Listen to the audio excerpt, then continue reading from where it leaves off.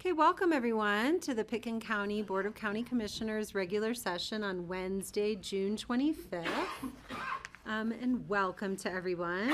I do want to let you all know Commissioners Francie Jacober and Patty Clapper are in Washington, D.C. with some of our staff to talk with our delegation on a variety of topics of interest for the county, including funding for our airport, protection of public lands, the hiring status of federal workforce that supports the county, and so they are not here today.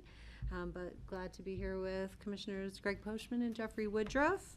And I want to particularly welcome Ryan Mahoney, our new Deputy County Manager, and this is his first board meeting, staffing the board meeting with us. So we're glad to have you on the team.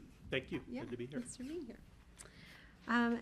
We have the great pleasure of starting our meeting today with a proclamation of Pickens County Board of County Commissioners designating July 1st as Albert Schweitzer Day.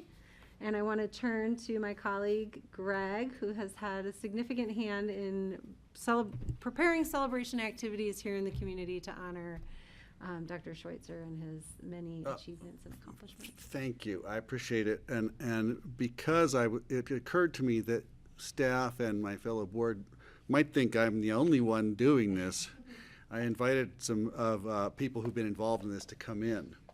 And I'm hoping that JR and Bill could say a word or two, but come on up and let's do this proclamation together. If you want to come up, And I'd love for you to read it. Great. We'll stand with you. Yes. Fantastic. Unless Thank you want me to, but you still have a great honor, unless you want me to. I guess I'll do it. Okay. Bill, come on over. Come on up here and we'll get your picture. Great. Yeah. So I just want to And say Jeffrey, about. if I don't know why we choose to stand in this corner for these. Yeah, but why we don't just tend to. there used to be a flag, now there's a coat rack. It's a flag. flag. Red flags there. So about last September, October, a group of maybe 24 to start people got together to talk about Albert Schweitzer and the 75th anniversary of his seminal lecture in Aspen that kicked off the cultural renaissance of our community, and his presence is still felt to this day. And we were concerned that people may not remember him, or at least we weren't sure if he was even going to be celebrated, quite honestly. So we put together an event, and Bill Sterling is here, J.R. Adkins from the Community Church is here, Amy Honey from the Historical Society, Andrew Travers, who's with the Beyer Center now, and Tom Ward and Greg Anderson, so many people in the community, Tim Sack, Bobby Moyer, who's been really helpful, Paul Anderson, of course, and then some others, decided that we should do something. So this event came together. It's 2 days. The first day is on the 30th at Takah. It starts at 5:30 p.m. There will be food that will be served. It's free, plus a cash bar. There will be, Paul Anderson will have his books, which he will be signing at that event. And then Dr. Withers, who's coming in, who's a contemporary humanitarian doctor, who's started a global street medicine movement, which is really quite remarkable, will be there giving a keynote. We thought we'd bring in contemporary humanitarians so it's not just a nostalgia trip. And so we hope to continue doing that over, this is just the first, hopefully, of many. So anyway, with that, here is the proclamation.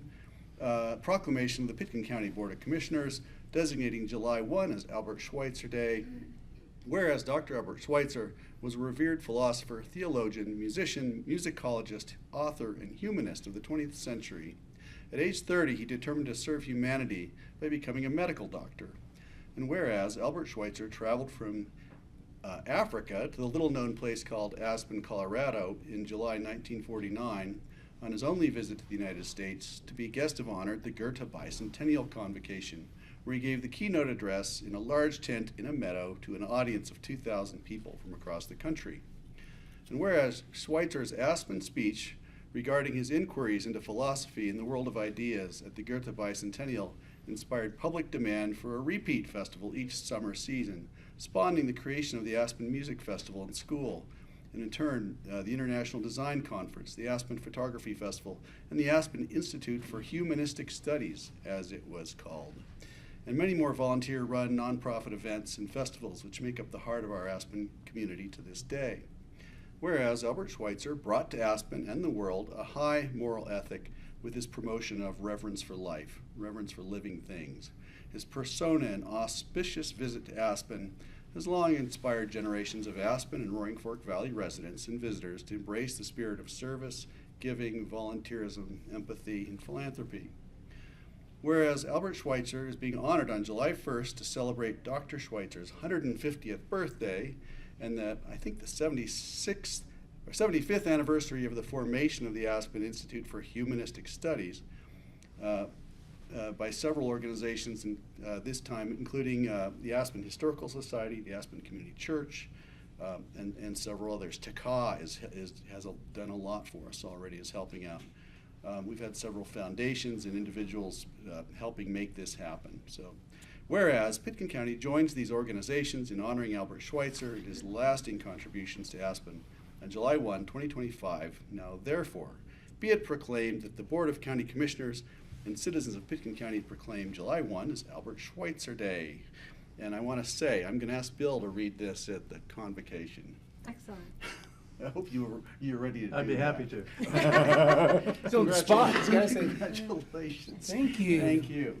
Thank So you. that's You're it. welcome. Yes, Thank very you. serious honor And to thank do you. I that. want to Thank thank you. my board. Yes. Want to thank my board Jeffrey. for doing this. Likewise, thank you. Oh, Yeah. we're gonna have a photo together? Photo with the gang here.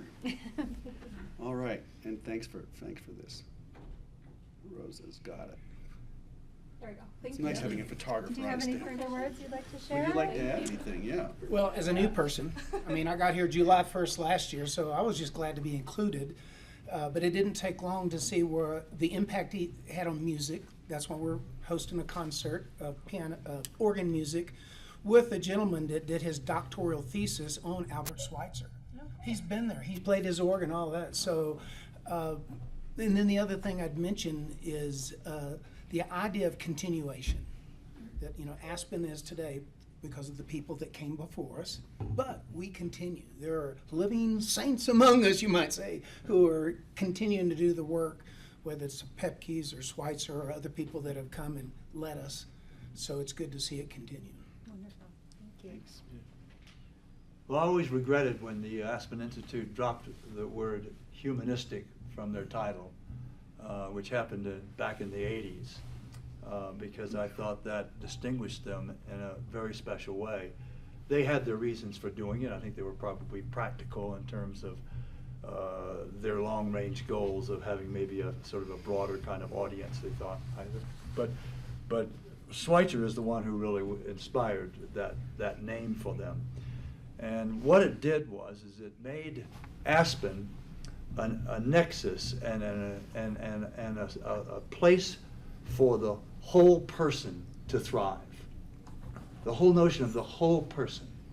That hasn't been talked about as much, but he really inspired that with his speech and his coming to Aspen for the Goethe Bicentennial. Goethe was probably in Germany, the most famous of their scientists, philosophers, and writers, and Schweitzer was a devotee of the life of Goethe, and so that was a very special thing for that to happen here. And so instead of we are being called the best of the Rockies or the best of the West, like some other ski resort towns are, that's where the Aspen idea was planted, was from that 49 on, the mind, the body, and the spirit. Thanks, Bill. Well Thank done. you. All right, this is Appreciate a it. wonderful way to start the day. And Thank you very all much for Yes. doing this. I'm going to together. hand this to you guys. Okay. Thank you. All right. And you could take it to Amy if that's possible. Yeah, okay, I'll deliver it to her. Wonderful. Wonderful. I'm Thank gonna you give all some very time. Best of luck on the Hey, festivities. One other thing, this has to go to her too. Alrighty. Today, possible. Today. Thank you. Thanks, guys. Thank you, Kelly You're and so Jeffrey welcome. and staff for indulging us. I have to marvel. I too have gone from Africa to Aspen. And That's it was right. Yes, been a trip to go from that's one of right. the poorest countries Kelly in the has world done to the one of the work richest places in the Africa. world. That's right. Well, thank you. Yes, an honorable man, and glad to honor him in all of your efforts. Okay, with that, we'll move on to our regular business today. Ryan, are there any additions or deletions to today's agenda? You may not know, we normally ask our county manager staff for that input at the top of the meeting. I was not aware of that input Okay. requested of me, but not that I'm aware of. I Good. don't think there are. Okay, I don't believe there are either. Just Yes, share sir. that, Ryan, this is also where we asked the manager sitting in to recite some passages from the Pickens County Code. Oh. To just pick up anywhere you want. All right. Okay, great. Well, then let's go ahead to public comment. We would invite people to come and provide comment to the board for items that are not listed on today's agenda for a public hearing. Are there any members here? Tony? Yeah? Okay, come on up and then we'll see if there are folks online. And we ask everyone to keep your comments, please, to 3 minutes. Thank you so much. Ryan, may I ask you, please, to just to pass? Oh, yeah, sure. Oh, thank you. Am I in the right spot? Yeah, just Here? Oh, well, what service? Red light's on. Okay, thank you. Thank you. Commissioner.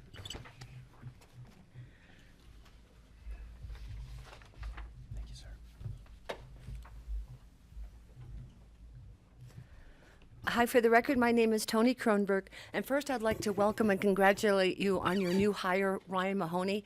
I brought many projects or supported many projects through Basalt, and when Ryan was the manager, and he's always been very amenable, personable, willing, and he definitely gets the job done. And some of the things that I'd like to personally thank you for that the Pickens County Commissioners may not be aware of, I'm sure they are, but is the most important one to me is the robot pool and the remodel. That took about 10 years maybe, but Ryan hung in there and that was great. The river park, the new Main Street, the underpass across the highway, so he's used to controversy, and hopefully, he's going to do a great job. I'm really proud that he's here with Pickens County. So what I wanted to speak to you about today was that I went before the Aspen City Council last night because on July 7th is when the council is going to make the decision if they're going to start a new EIS process for the entrance to Aspen and Highway 82, or are they going to go with a mandatory reevaluation, which is required, mandated by the Federal Highway Department because more than 3 years has passed since the 2007 reevaluation of the record of decision. I asked them if they're going to take public comment during the July 7th meeting, and they're working on a schedule right now because that is really important, that we can get opinions out in front of them. And Rachel said that they were working on the schedule, and that, as you know, my purpose has always been try to get everybody on the same page with the same understanding as to the process and to the facts. So I asked them to fact check me last night if anything that I'm bringing before them was not accurate. And the first thing was, we know that a new EIS process can do what is not allowed in a reevaluation by the federal government. So what does a reevaluation accomplish? It decides if the 1998 preferred alternative is still valid or if a new environmental impact study is needed. A reevaluation only covers the project boundaries as looked at in the 1998 record of decision and the 2007 reevaluation, which Jeffrey has referred to many times, which means a reevaluation will only go to Buttermilk for the highway component and to Rafter Service Center Road for mass transit. A reevaluation is a technical analysis. Public review and comment is not required and normally not taken when reevaluating a record of decision under the National Environmental Policy Act, which means basically we lose local control. There is that ability for the feds and the state to take public comment during a reevaluation, but it's just a technical reevaluation, and it's usually very limited. The handout that I gave you supports the fact that the reevaluation is called the purpose and need statement, that there was no public comment taken, and that was just reviewed by the governmental entities. And then the very first handout that I gave to you, which of course I left in my bag, but has to do with the ballot question. And I think I may have this memorized, but I may be off just by a word or two. And that is that, oh, thank you so much. Is that it? Nope, that's not it either. Here, you can have this one Okay, if you thank want, you. Tony. Thank you, I appreciate it so much. I don't like to miss words. So, and Jeffrey, you were not at the last meeting, and I read this. As I said to council, sometimes it takes about 12 times before people really get the message. So what referendum 2 did, it did not give preference to the preferred alternative. What it asked voters was it said voter approval of this measure allows the Colorado Department of Transportation to proceed with both the planning and construction of Highway 82 alignment under the current or any future record of decision. And that is really crucial that we have that same understanding that Ref 2 did not support the preferred alternative, but voters said either or. So we're kind of in a great place, but we still don't know where we're going with it. And then some of the things that the reevaluation does not do, or what the EIS can do, is we can tackle with a new environmental impact study. We can tackle Highway 82 from Buttermilk to the airport to the lumberyard, ABC, all the way down to Brush Creek Park and Ride. The preferred alternative, as stated in the 1998 record of decision, it does not solve congestion. What it does is it gives little bus lanes, so we have a little bit more of an access, straight access for public transit, but we know RAFT is already at standing room capacity for the most part. A new EIS will allow us to open up 2 Castle Creek bridges to the roundabout, which is really important for emergency evacuations. Underneath the preferred alternative, we only have 1 access through a tunnel to the roundabout, whereas the existing Castle Creek Bridge would just go to McLean Flats Road. Jacobs Engineering has said that that's not designed to handle highway traffic. Yesterday, there was an accident at McLean Flats Road, shut down McLean Flats Road for 2 hours. And then also looking at the roundabouts, that would require a new environmental impact study. And I know you've already approved the endorsement of the reevaluation of the preferred alternative record of decision, but it's my hope that maybe possibly you might change your minds and do a letter of support for the new environmental impact study so we can deal with all of these issues. Thank you. But thank you so much. I Appreciate you, appreciate Tony. your time. Yes. Thank you. Okay, are there any other folks in the public here who wish to comment on items not listed for public hearing today? Is there anyone online, please, Rosa?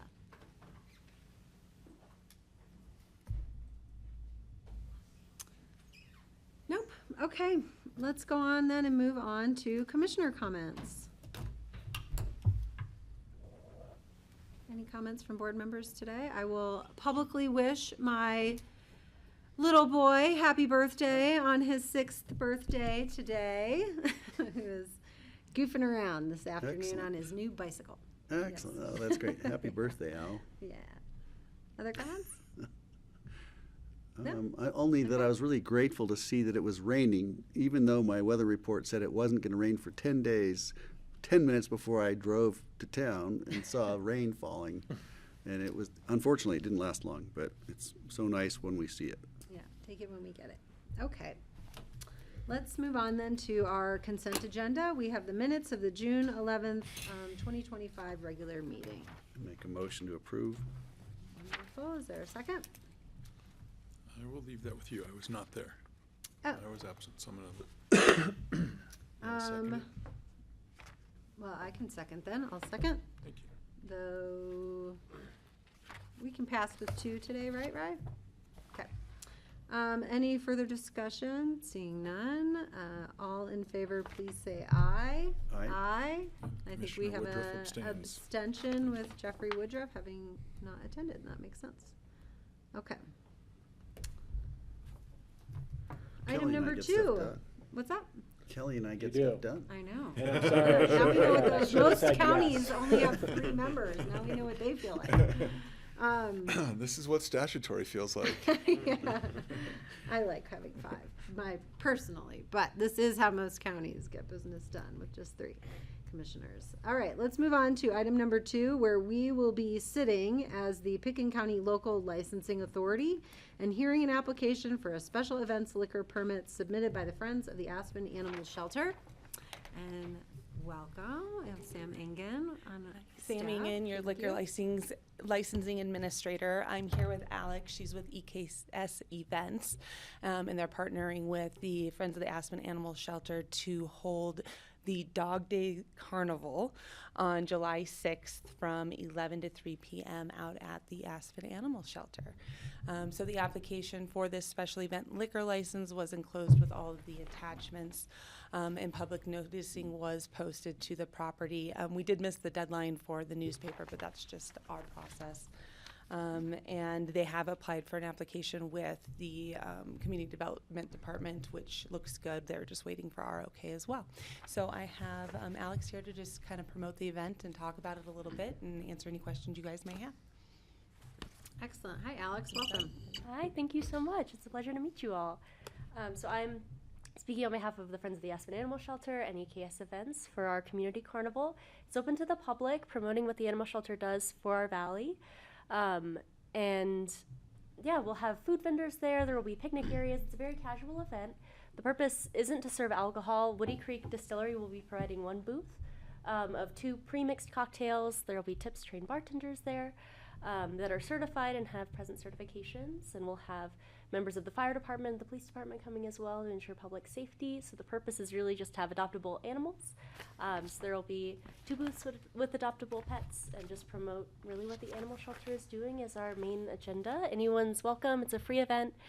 Those who are 21 and up will get easily identified colored wristbands when they walk in, just to be sure that everyone is clear on who's able to have alcohol. But again, the purpose is just to support the animals. So I hope everyone can come out. It has booths for kids too. So the fire department will be there spraying kids with their fire hose. We have an art station, face painters, balloon animal artists. So yeah, everyone's welcome to come to the community carnival on the 6th of July. Wonderful. What was the date again? July 6th. Thank you. Questions about the liquor license permit? So 2 beverages served by Woody Creek Distillers, 2 carded and identified eligible adults who can drink. All right. Do they have names? The drinks? They're not like I'm not sure named yet. after I'm hoping animals there'll or be something? fun Just wondering. animal-related names. You could like vote for that, you know, like put your dollar in whatever jar for which name you like best. I think it's great that you're doing this, and I'm grateful that EKS is there and that the animal shelter is supported by a good group of people. So it'll be a great event, and I hope to make it. And this event was put on several years ago. It's been a few years since this has happened, or at least I think pre-COVID. Yeah, Yeah. I remember going to it, but it's been a while, so it'll be nice to have this back. All right, any discussion? This is a public hearing. No questions. I will open it up to the public hearing for any folks who wish to comment on this liquor license, special event liquor license application. All right, Rosa, can you just check, just in case anyone online, I don't see any hands raised, but. Okay, I will go ahead and close the public hearing on this item and bring it back to the board for discussion or a motion, please. I would make a motion to approve the special events liquor permit for the Friends of the Aspen Animal Shelter. And a second. Wonderful, thank you. Any further discussion? Woof. Seeing none, meow. All in favor, please say aye. Aye. Thank you all. Are you an aye? Are you an aye? I'm an aye, Please I'm say an aye. Aye, Okay. yes. Doesn't. Wolf is like an aye. Thank you. Thank you. Okay, moving on to item number 3. This is a first reading. It will be set for a public hearing on July 9th. This is an ordinance approving a lease agreement with the State of Colorado State Board of Land Commissioners related to the Phillips Mobile Home Park. We, board members, have just received the draft lease and the ordinance to us, distributed by Richard Neely, our county attorney. And Bri, if you would walk us through this, these items will also be published in our packet I'm sorry. ahead of time prior to the second reading and public hearing on July 9th, and the public will have an opportunity to review these materials when we publish that packet, which is usually the Friday afternoon before. So that would be July 4th. Probably July Thursday. 3rd. But Sam's not here, so I don't want Yes. to promise things. but, Sure. Well, that's when we would expect it to be published, is Thursday, July 3rd. So, Rye, can you walk us through what we're doing here with the State Land Board, please? Yes. Rosa, I believe an individual named Julie Majors should have logged on. If you could promote her, that would be good. Thank you. And then in the meantime, I will share my map so that we have an image to look at, or a map to look at while we're doing this. And oh, you're promoting me as well. Thanks. Well, you need to share. I do. Okay, we got Julie. Let's see. All right, maybe I'll start by introducing Julie, and then we can, or maybe I'll let Julie introduce herself so I don't get her title wrong. She's with the state of Colorado. Okay. Welcome, Julie. Thank you, commissioners. Glad to be with you today and really appreciate you taking a look at this action item. Yes, I am a real estate specialist with the Colorado State Land Board. And we own roughly 9 acres north of Highway 82, and then we own additional land south of 82, which we call Williams Hill. It's all part of the same state land board section. So yes, we've had a lot of history with the Phillips Mobile Home Park, and I really, again, appreciate once they sold the North River section to the county, we've been trying to work with the county for, some resolution to the state land board's ownership. Thanks, Julie. All right, I can dive into it a little bit more, and I'm sure Julie will help us out too. So, as Kelly said, this is an ordinance of the Board of County Commissioners approving a lease with the state of Colorado, and a segment of that is the State Board of Land Commissioners, who manages and stewards the state's proprietary interest in these properties, as I understand it. The parcel we're talking about that's owned by the state of Colorado is highlighted in blue here, and it's on your screen. And this ordinance approves a lease for a small segment of that property. And I'm going to zoom in here.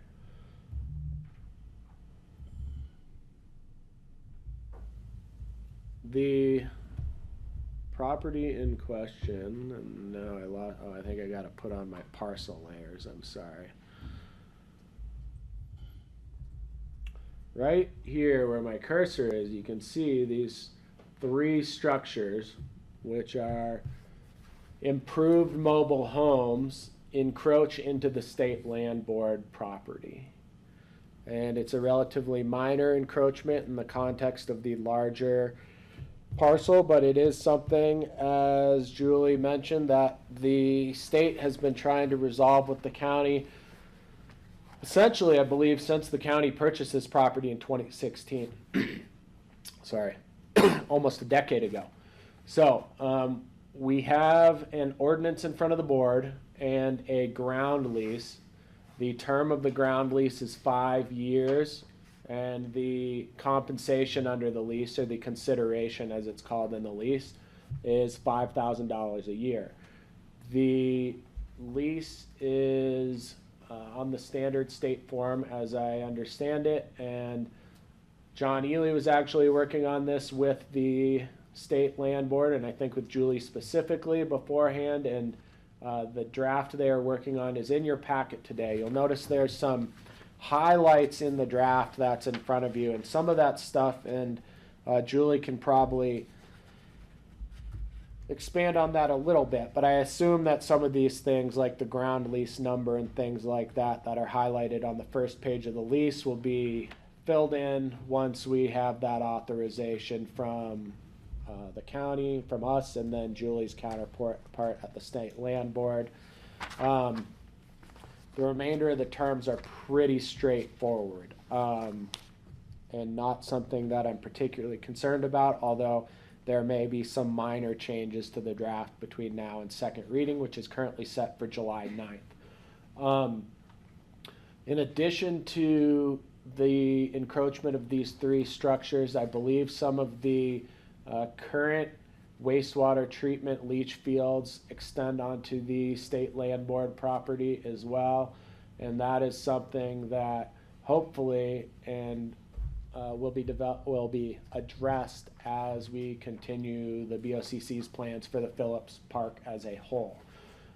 This lease again is for 5 years, and I did draft this ordinance in haste, and I appreciate the BoCC's willingness to let me walk this in. And Julie, I don't know if you saw, I just sent you a copy of the ordinance and the lease that would have been in the packet, but for the fact that I didn't have these documents ready to go until this morning.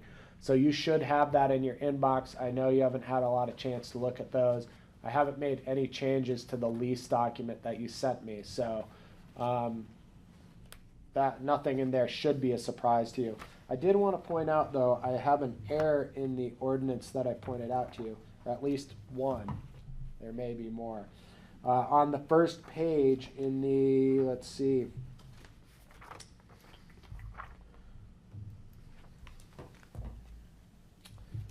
one, two, three, four, the fifth whereas clause says the Phillips property and state property share a common boundary line, being the western boundary of the Phillips property and the eastern boundary of the southern spur of the Phillips property. That should read state property right there. And I changed that in the draft that I sent to Sam Engen, our clerk to the board, for publication, so that should be fixed. Of course, that boundary we're talking about is now depicted on, or the boundary I tried to describe in the ordinance is now what's depicted on your screen. It's this boundary between these two parcels where this encroachment takes place. Probably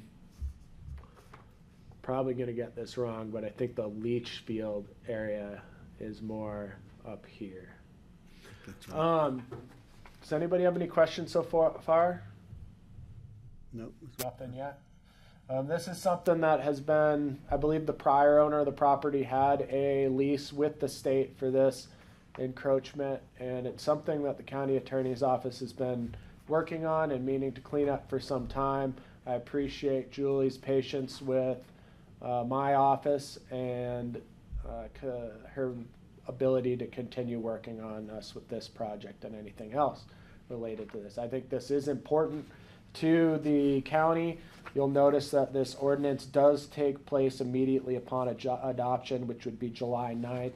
I think that's warranted in this circumstance as opposed to our standard 30 days after adoption for an ordinance because of the ongoing encroachment onto the state land property. We do have folks living in these cabins, and they've essentially been doing so at the largesse of the state of the state for a number of years without a lease. So we do appreciate that.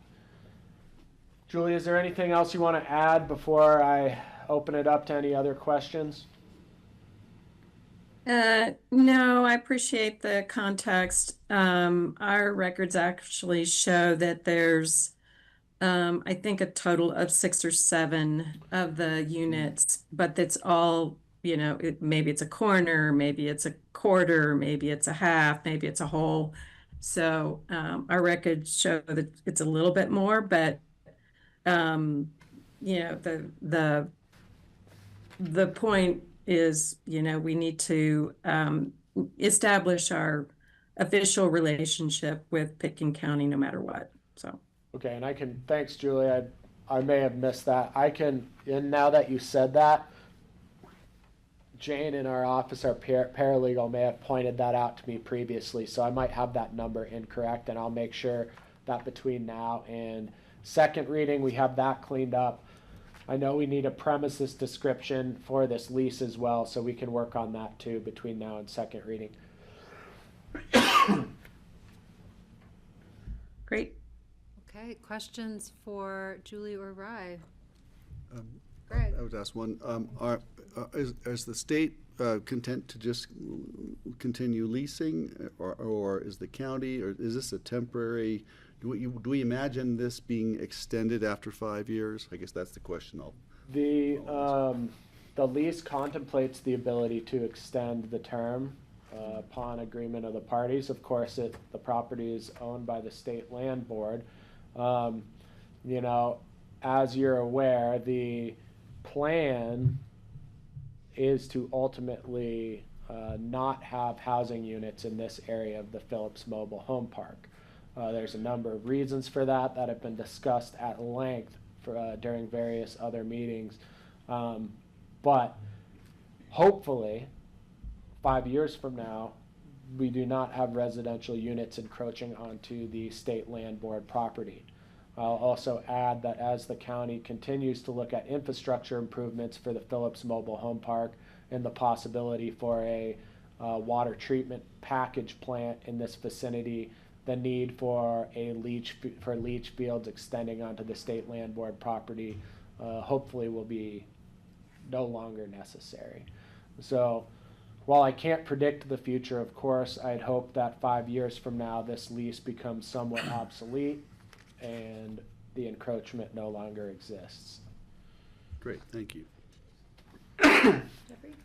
Yeah, I guess my question's on the 7th, whereas just cleaning that up, whether it's 6 or 7, and then whether, to Julie's point, we need to capture the infrastructure that's currently encroaching upon the land. So this is a full cleanup, and we don't look back and say, how come we didn't capture in the recitals that it's actually 7 units, whether full or partial, that are encroaching, plus whether it's wastewater or leach, et cetera. So it seems like we'd also want to capture the infrastructure that's encroaching on the state land as per the lease. Does this fully clean up our relationship with the state? And I guess it's the broader question of, there's a separate lease for Williams Hill, I'm assuming, in the towers. So there's nothing else to clean up with the state after this action with regards to this property? Thank you. Say. Thank you. Sorry. No, I think to the extent we get this done and it captures all the encroachments, and I'll make sure that Julie and I are on the same page before second reading. The intent certainly is to make sure that any Pickens County infrastructure facilities that are encroaching onto this parcel are accounted for.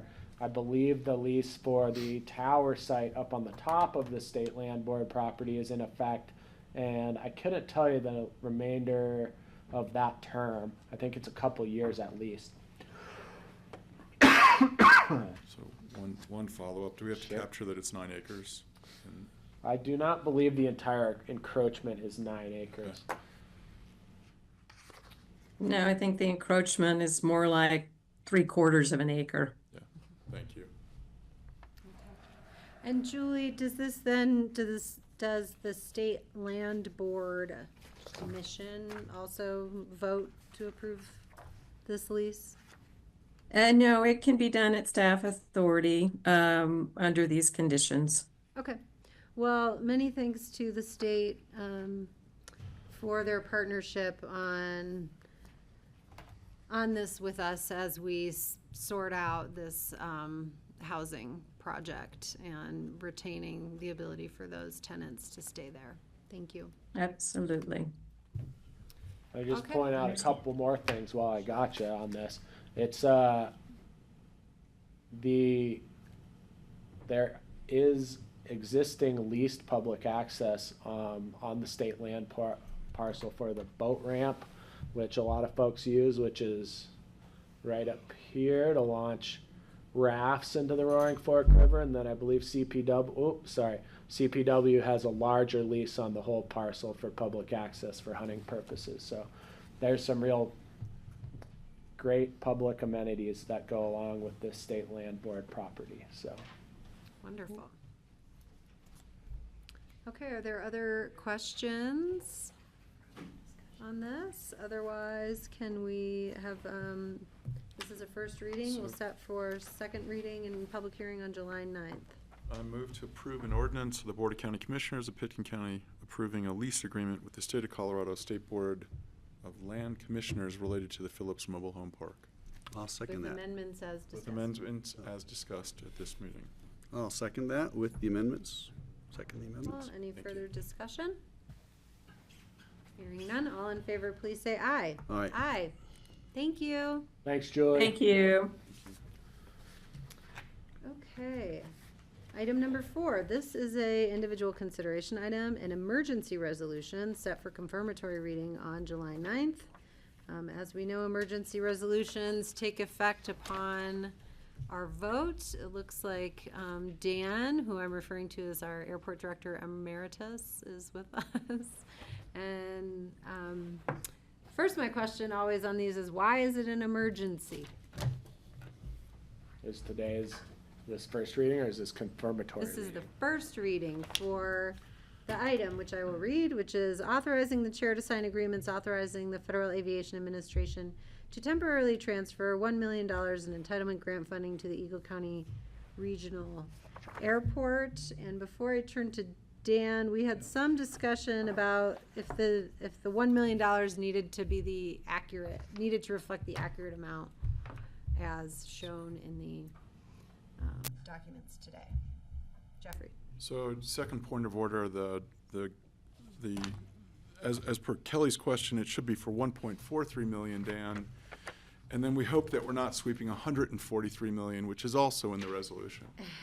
So we would prefer that to be 1.43 million.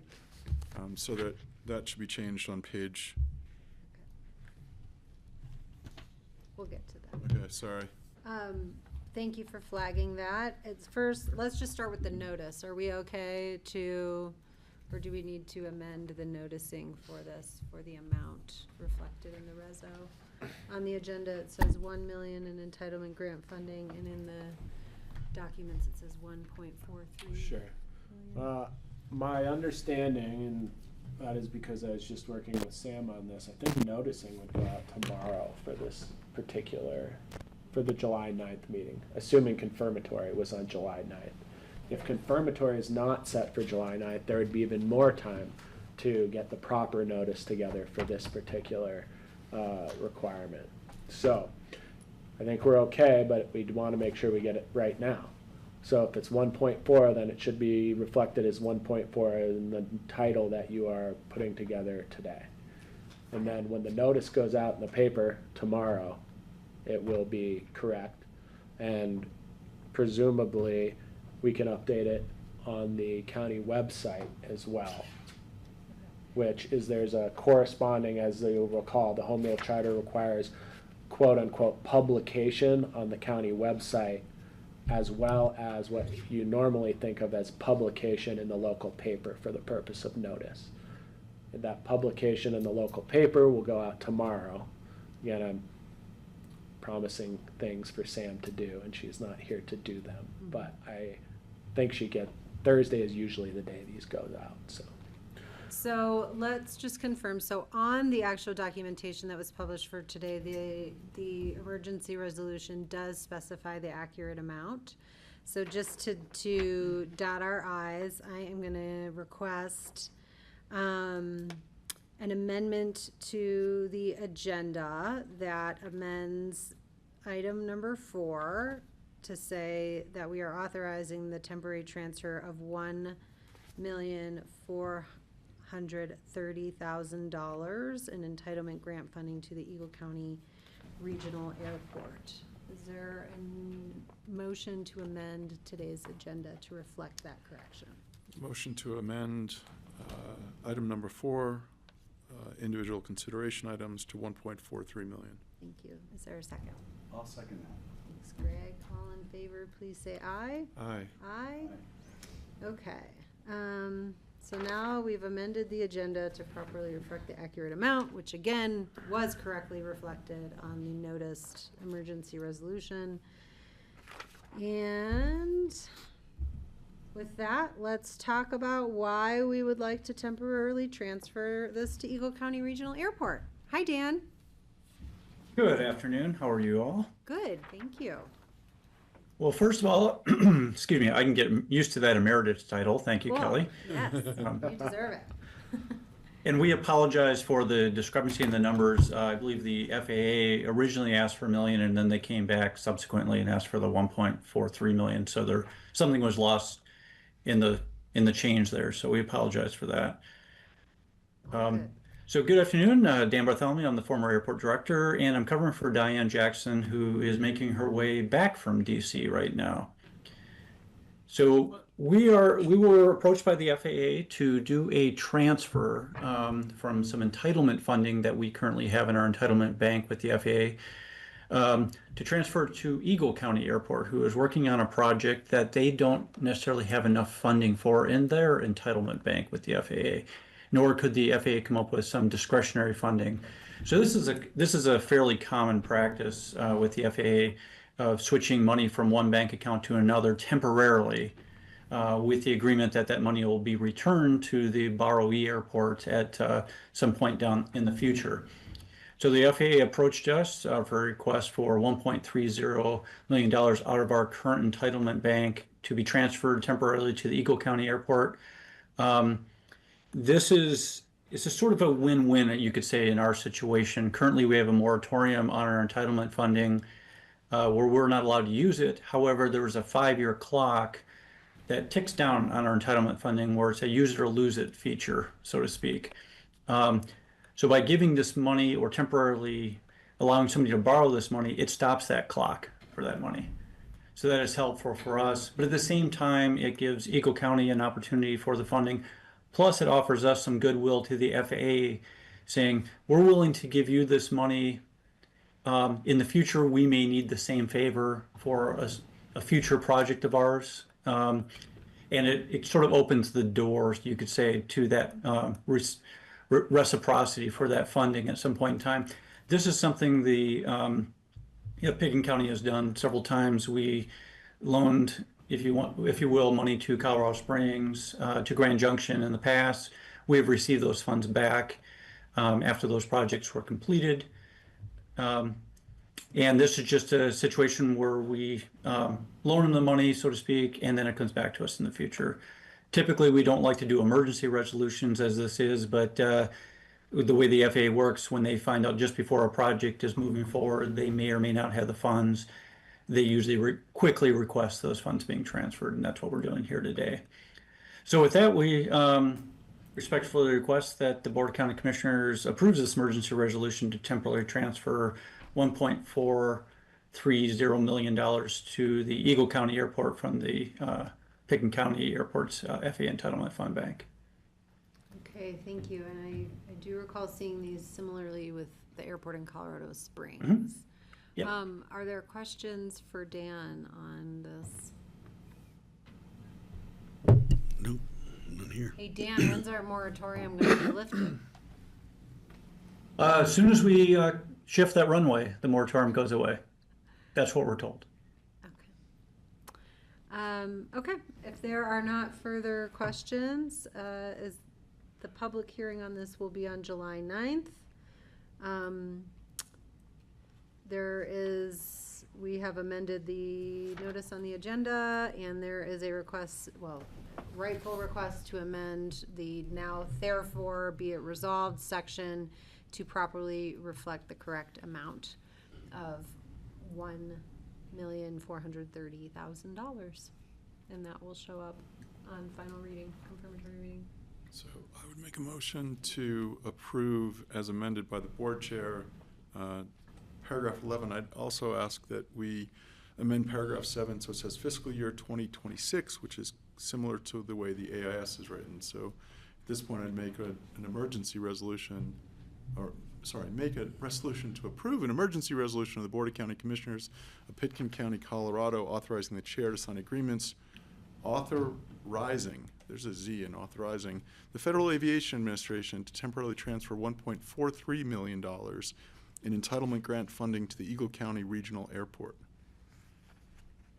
Okay, I will second, and I'll just clarify the fiscal year amendment.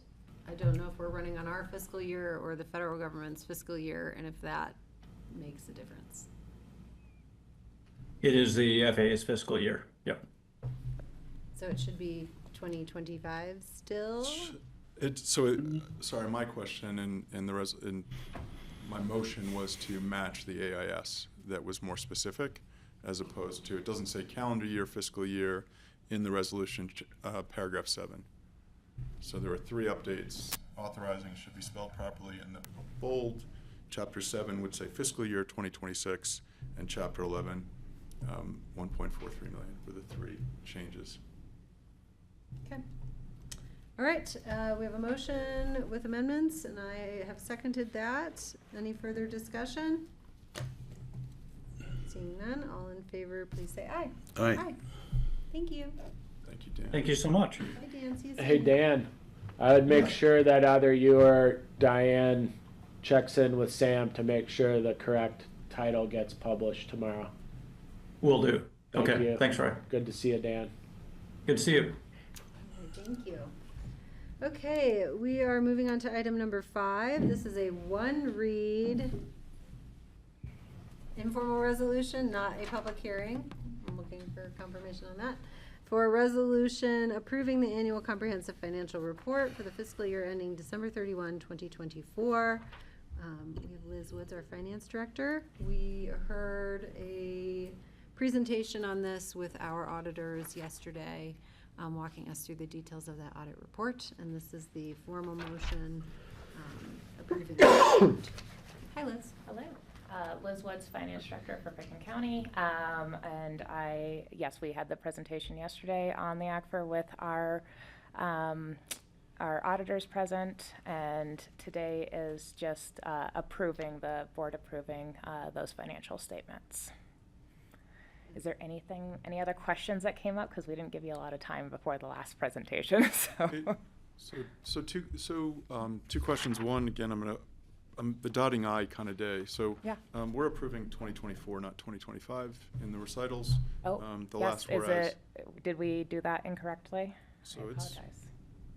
the last paragraph of the resolution.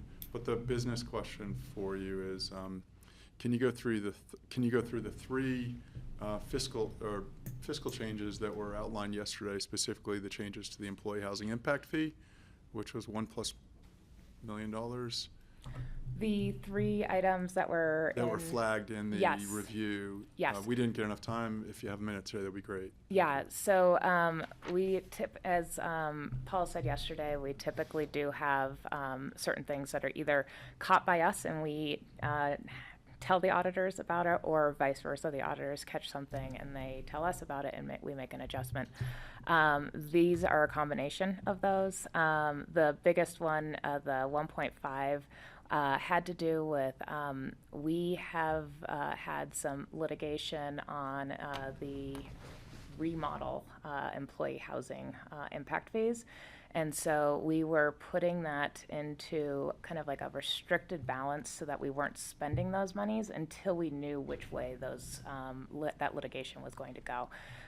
This money was part of that litigation, and it had cleared up, but the way that we accounted for it just didn't put it to the right account, and it was something that we caught on our end and we fixed and changed. So that's what that is. That was, I believe, a combination of 2 separate litigations, if I remember correctly. I could look that up and confirm if you need me to. That's what we're looking to clarify. Yeah. So thank you. Yeah. Appreciate that. The other 2 items, sorry, I don't have it pulled up in front of me, so just a second. The $46,993 for the public health fund.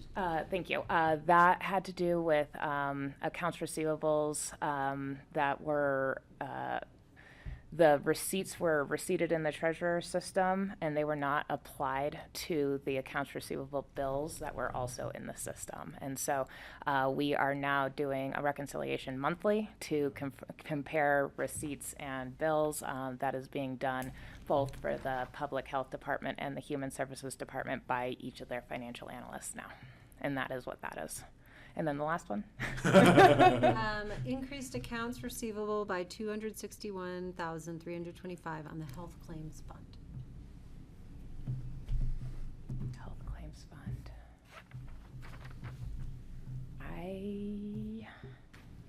I was thinking I think it should say the human services fund, because I believe it's the same thing that happened with the public health fund. I do not believe we made changes to the health insurance fund. So I think it's just a misspelling there. So In the letter, yes. does that require any amendments to the report? It should not, no, because that letter is not part of the financial statements. And then Yes, Jeffrey, please. one follow-up. I think the only gotcha out of yesterday or board concern would be given we're bonding for the landfill, really the checks and balances there with regards to authority over wiping out AR. So- Yes, and that is a area of high priority for us as well. And it is going to be one of the priorities for our internal auditor when that position is hopefully approved next. Yes. So that is going to be one of their areas. The airport and the solid waste center will be their priorities. And that will be one of the things that we will be looking at is to make sure that we have a process for writing off accounts for them. Yes. Thank you. Yep. Okay. Are there further questions or discussion on the annual comprehensive financial report? Nope. All right, is there a motion to approve the resolution with the amendment to correct the date as showing it's for year 2024 in the final paragraph of the recitals? So moved as amended. Thank you. Is there a Second. second? Thank you. Any further discussion? Incredible work. Thank you so much. Yeah, and please thank the consultants as well, but internally, awesome. Yeah, thank you very much. All in favor, please say aye. Aye. Aye. All right, thanks, Liz. I'm sticking around. Are you doing the next one? Okay. These next items are individual consideration items and public hearings, second readings. So we've already heard these on first reading and have had dialogue, and we are going to open them for the public hearing today. The first being a resolution of the BoCC approving second quarter budget supplemental requests. Are you presenting on? So I believe I am, but could you check to see if Connie is, we told her not to join because she's on vacation, but. Okay, then yes, I am. This is probably the best time of year for her to take vacation. awesome. Right? Yes, For budget yes, I'm gonna do my best to embody Connie here, but give me a little bit of slack because this is my first time doing this, so. Okay. And we're going to make it complicated, I think. yes. But we'll do our best not to. And let's just give it the time it needs. Yes. So thank you, Liz. Go ahead. Yes, so we are here for second reading of the Q2 supplementals for the 2025 budget. This has been through a work session and first reading with the board at this time. We have a lot, this is, as I believe Connie said, the largest, I believe, supplemental request that we have ever done as far as either of us are aware of in history for the county.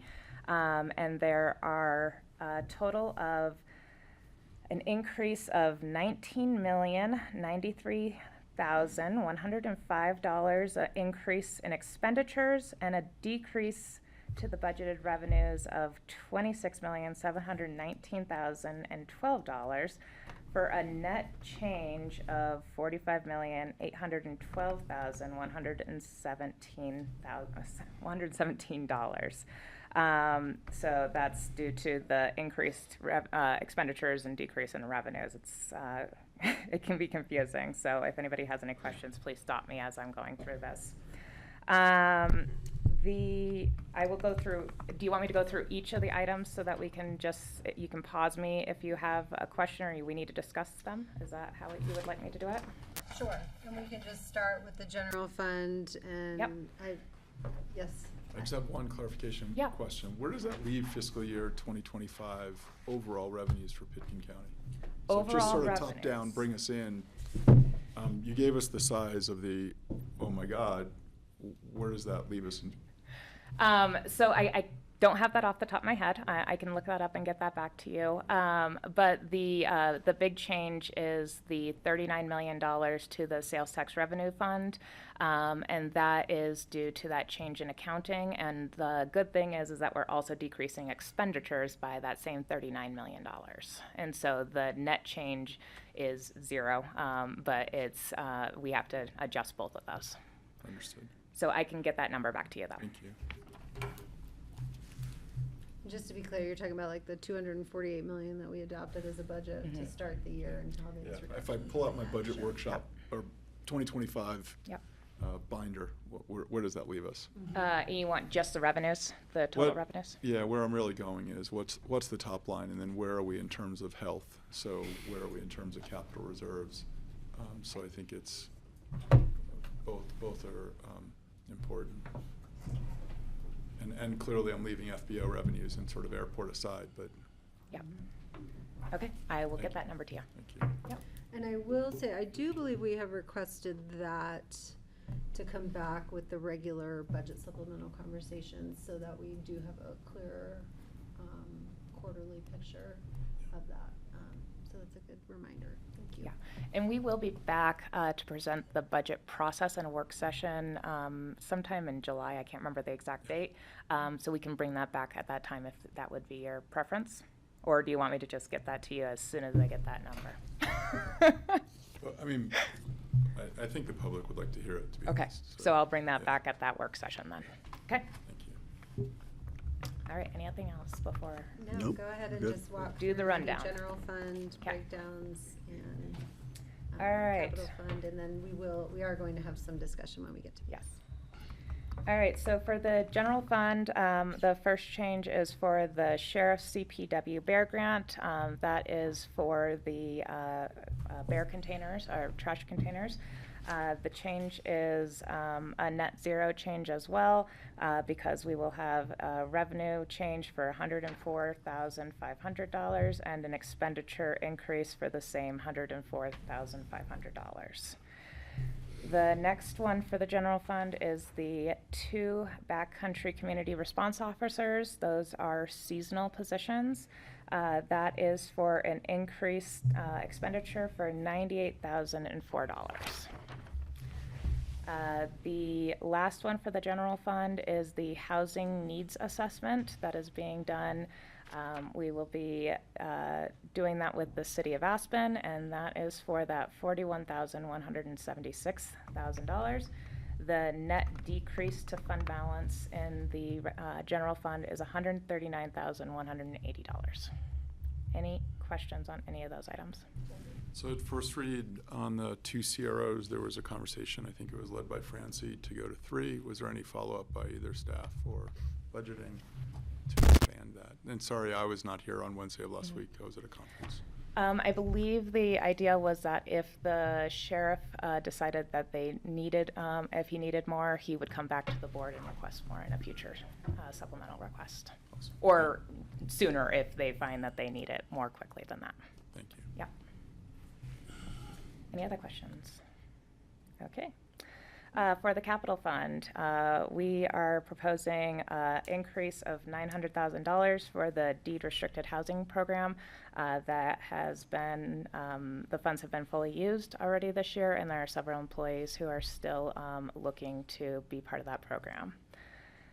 The sheriff's evidence room fire system, the original budget was for $65,000. They found that they need additional resources to do some additional work. That is going to increase the project by $90,000. And then the jail remodel, that is for an increase of $2.5 million. That is to bring us into compliance with the new state, not sure if it's statutes or law, what, thank you. And so that makes a total increase in, a total decrease in fund balance for the capital fund of $3,490,000. Any questions on that? Jeffrey? Just one quick, it's more of an observation and we can move on, which is, so we're not buying any units in Pitkin with housing money. Don't know where they are at the Yeah, moment. as per the So funding far, request. most of them have been, yes, outside of Pitkin County.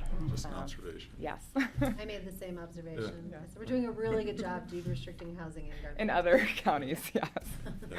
I mean, I Got wish it. she'd said it's for 1.2 million and we found 3 units in Pitkin. Yeah. That's what, that was Gotcha. sort of the question.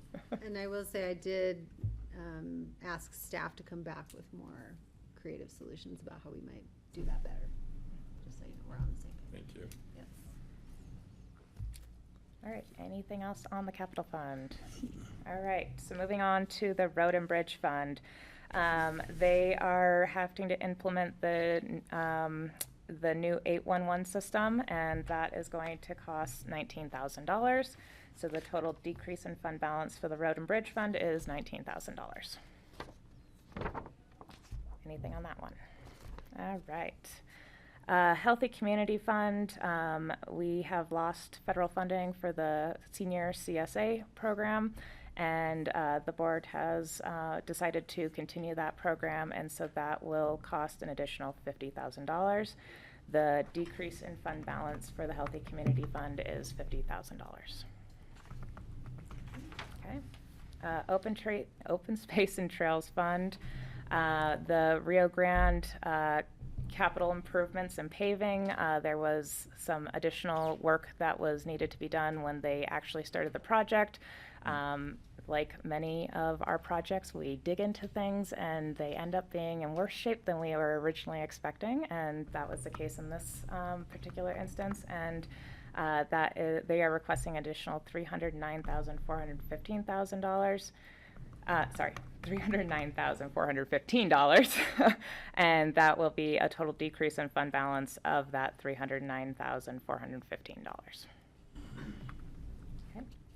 The Risk Fund, Brett came and presented about increased premiums, and that increase is for $200,000.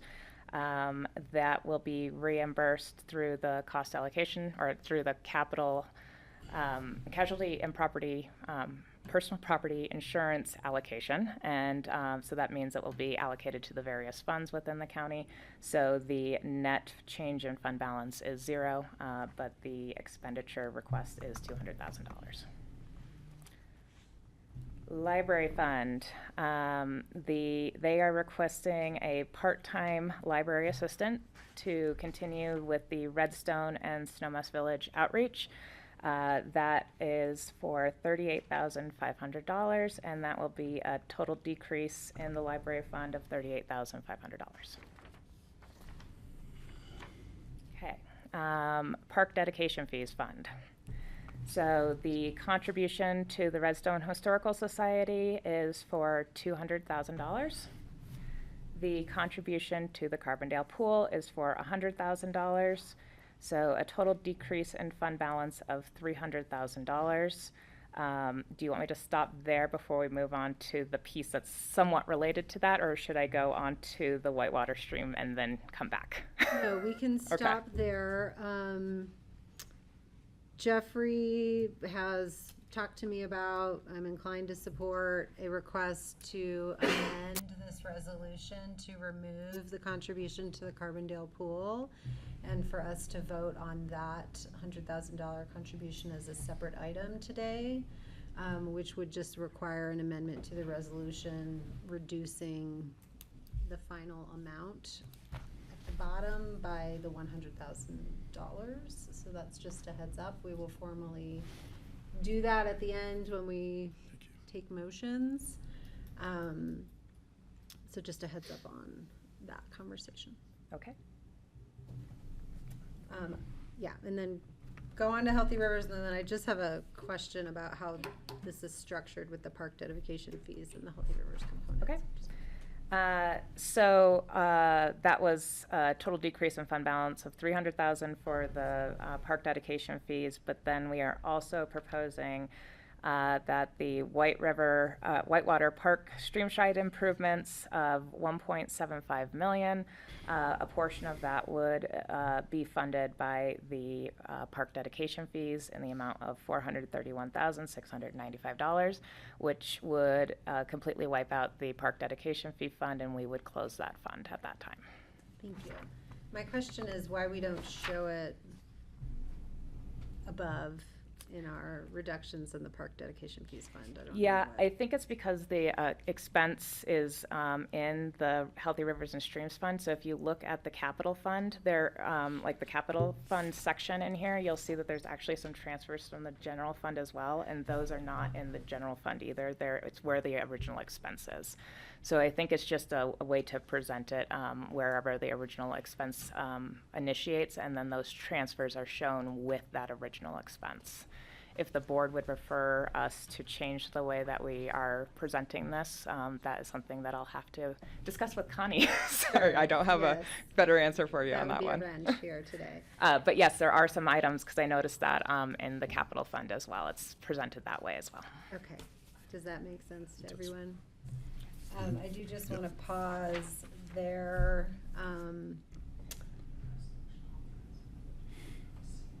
Francie is not thrilled with this amount going from the park dedication fee to the Healthy Rivers Fund for this project. I wanted to just deliver her concern, and see if there's shared concern about that with the members who are here voting on this today, or if we are comfortable in accepting it and the prior discussions as held. Right. I can just say I'm comfortable keeping it as is. I think the Healthy Rivers Fund has, we've used that in investments in river-related health issues and access and water issues outside the watershed, like Shoshone in particular. I think we've used some of the funds for that, and so in a way, this is a way of helping Healthy Rivers remain whole and get their job done. And the Basalt River Park is very important, and I think we need to get it done. And so I don't want to pull funding from that. And at this point, I suppose they could supplement it in another year or two, but I'm not sure that's necessary. I'd just soon go with their plan. Thank you. Their thoughts? Yeah, I'm comfortable with the way the Healthy Rivers budget supplemental is drafted. I would add on behalf of Francie that we also earlier, through the same park dedication fund, have contributed to Redstone Park. So the one thing we didn't discuss today was there was $250,000 to Redstone in 2022 for the build out of that park. So it seems to me the money is being That's how we use it, right? equitably used, if you will, from that standpoint, and used appropriately. Okay. This was a tricky conversation for our board, so I agree, and we will leave the Healthy Rivers and Streams supplemental as presented today. Thank you. All right, thank you. So the other change to the Healthy Rivers and Streams Fund is for the Shoshone Permanency Project. That is proposed to set aside $300,000, which in total ends up being a decrease in fund balance of $2.05 million, with an increase to that includes the transfers from the park dedication fee fund. Next up is the Transit Sales and Use Tax Fund. This is where we have those accounting changes that we've talked about previously. We will no longer be accounting for the sales tax that we pass along to other entities within the Transit Sales and Use Tax Fund. That will be transitioned over to the custodial fund. And so that is a total decrease of $30,855,207, and that will decrease revenues and expenditures with a net zero fund balance change. Airport Fund. We have the leadership transition contract for Dan Bartholomew. That is for not to exceed $240,000. AAAE training modules, they are proposing getting some additional modules for some additional badge holders, and then also creating Spanish videos as well. That is for $76,000.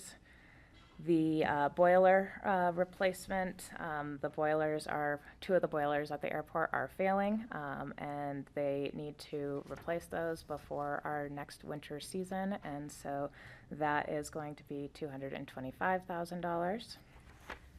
And then there is a request to install some additional security cameras within the airport for various security reasons, and that is proposed at $50,000. That total is decrease in fund balance of $591,000. Any questions on any of those? We've seen it. Okay. Then we move on to some of our big ones here. So the airport redevelopment project, phase one, we are proposing increasing the budget for by $38,295,744 in order to proceed with contracting for both the design of the runway and the terminal. Question on that one? Yeah, so two questions, and again, sort of collaboratively, like, is there any chance that some of these positions could be filled internally? Is there any chance, and so part one, and then part two, is there any chance so we can transfer, and I'm looking at GRs in the back, internal headcount over to the airport, so it's not, so it's a smaller ask. And then is there any way of sweeping unused FTEs within the county budget into this overall ask? So I guess that's sort of part three. Sorry, and I just Yeah. want to clarify that I had not actually gotten to the staffing request yet. That's Oh. a separate item. I'll table my questions. Okay, I just wanted to make sure. I'm planting them. Yes. It's a spring planting. Yes. So, Sorry. any questions on the design one? Sorry, I was No, thinking. it's okay. I was thinking soft services, so I'm like, that's Yep. human beings.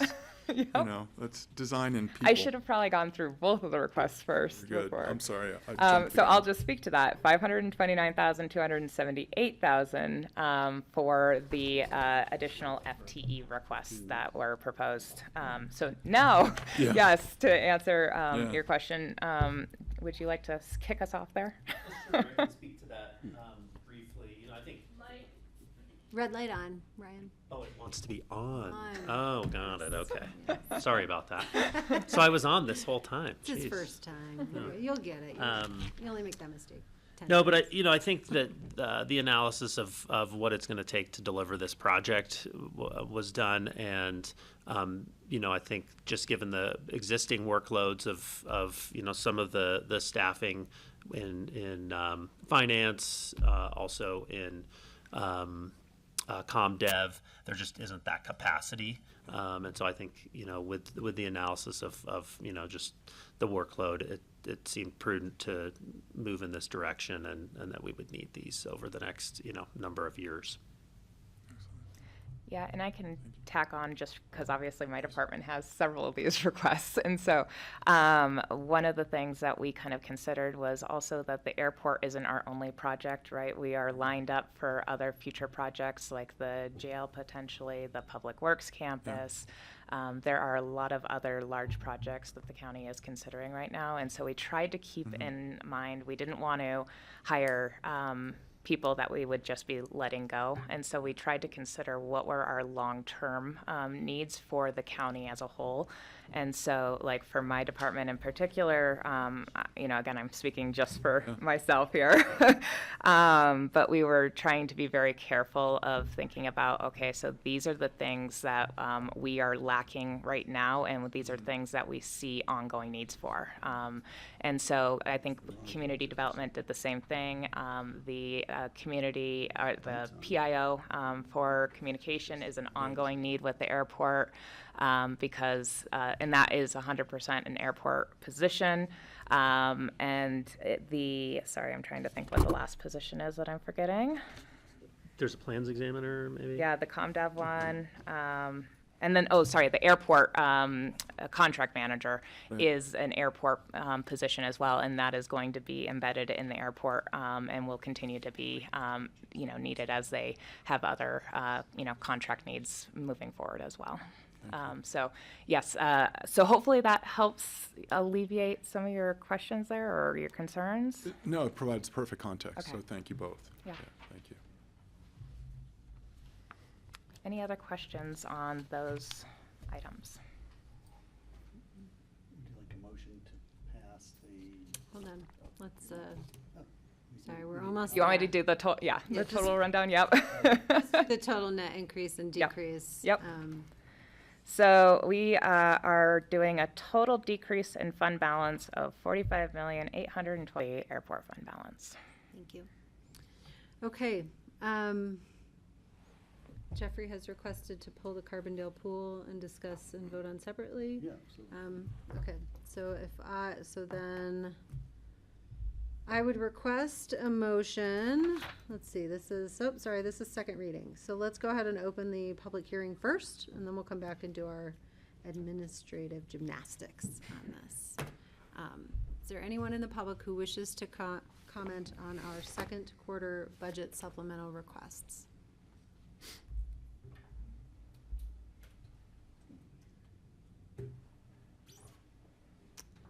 Okay.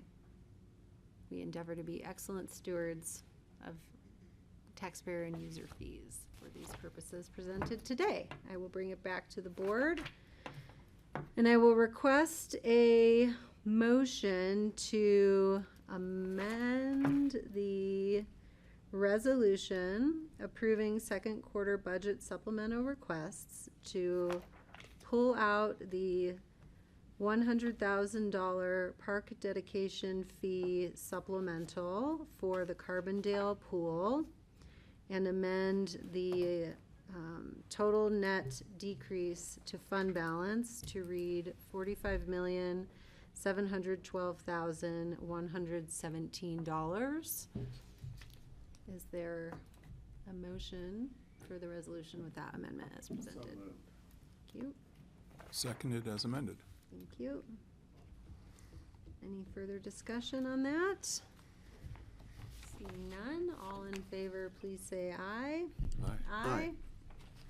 Now, let's have a conversation relative to approving a second quarter budget supplemental request to use $100,000 in park dedication fees for a contribution to the Carbondale pool, which would result in an additional $100,000 decrease in fund balance to the Pickens County budget.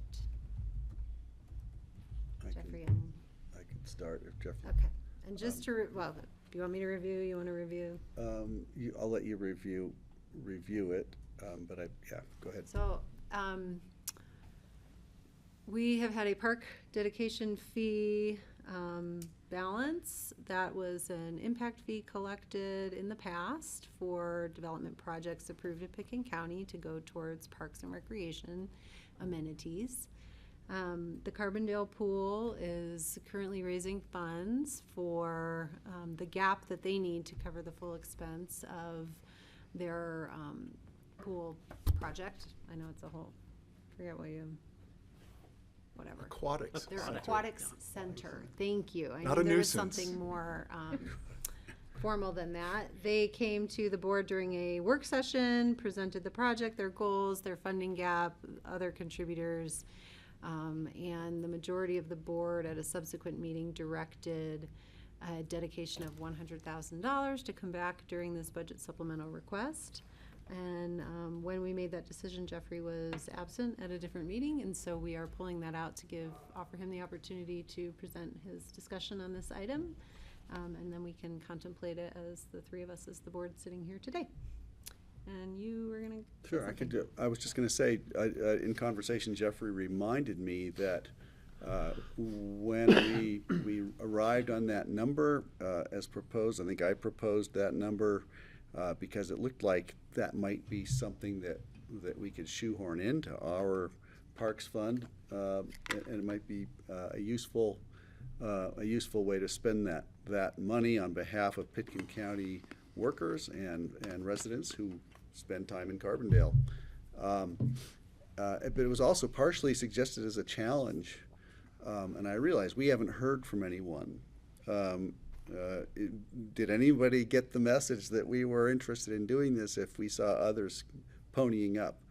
And I haven't heard a word. And so I'm wondering if I don't want to just pull the rug out now and say, well, we've changed our minds or we really weren't serious, or what I was going to suggest that we discuss possibly tabling it or pulling it and bringing it back on a future date to give them one more chance to come back to us and find out if did we spark anything by making that offer. I know we're sensitive about putting money into things, in the valley even, but not in the county, and being the only entity that does at times. And so part of this was to encourage other communities, maybe Garfield County or Carbondale. You know, I didn't even hear from them. I don't recall what they're putting in. I'm sure they're putting a lot of money into it. I'd like to see if we inspired anybody to participate. And so I could wait on this. I don't think they have a deadline. So I'm not sure we're in a rush. And if you wanted to talk about it when both Francie and Patty are back, that's okay too. But we don't need to. We can decide today. Okay, thank you. Jeffrey. So in terms of timing, I'm comfortable moving forward today.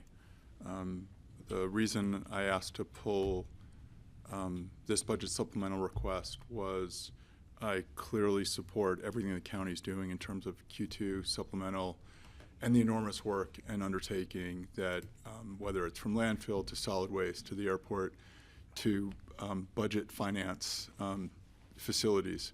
And so I want to stand strongly behind the county, and I don't mean to make a separate issue of this, but in my experience on planning and zoning, when we have an impact fee, the exaction goes back into the community that generated that impact fee. So whether it's a RAFTA bus stop at 8th and Highway 82 or a WeCycle station, we use funds that were exacted through development to properly impact the community locally. And so that should offset that development. Specifically, 840 Parks, Recreation, Open Space Exaction. The intent is Pitkin County established a Parks, Recreation, Open Space program to ensure an ample supply of parks, recreation, open space to satisfy the needs of residents. I don't believe that this request satisfies the needs of Pitkin County residents and visitors. And two more items. One is we have heard from the Thomas Lime Kilns. We said to them, please go out and find a grant. They have not come back to us. Specifically, what we said was look at a state historical fund grant. So in our effort to expedite the closing of a fund, we may have turned our back on a project in our own neighborhood. I took it upon myself to reach out to Commissioner Jankowski because it was that was the last thing in terms of dotting the I for me.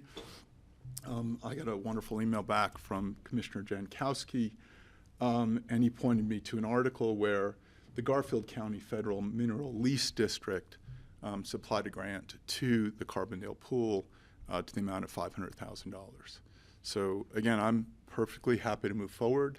I think the vote will end up as 2-1 today, but we've answered that question that we came back with. So I thank Commissioner Jankowski for that feedback to Pitkin County.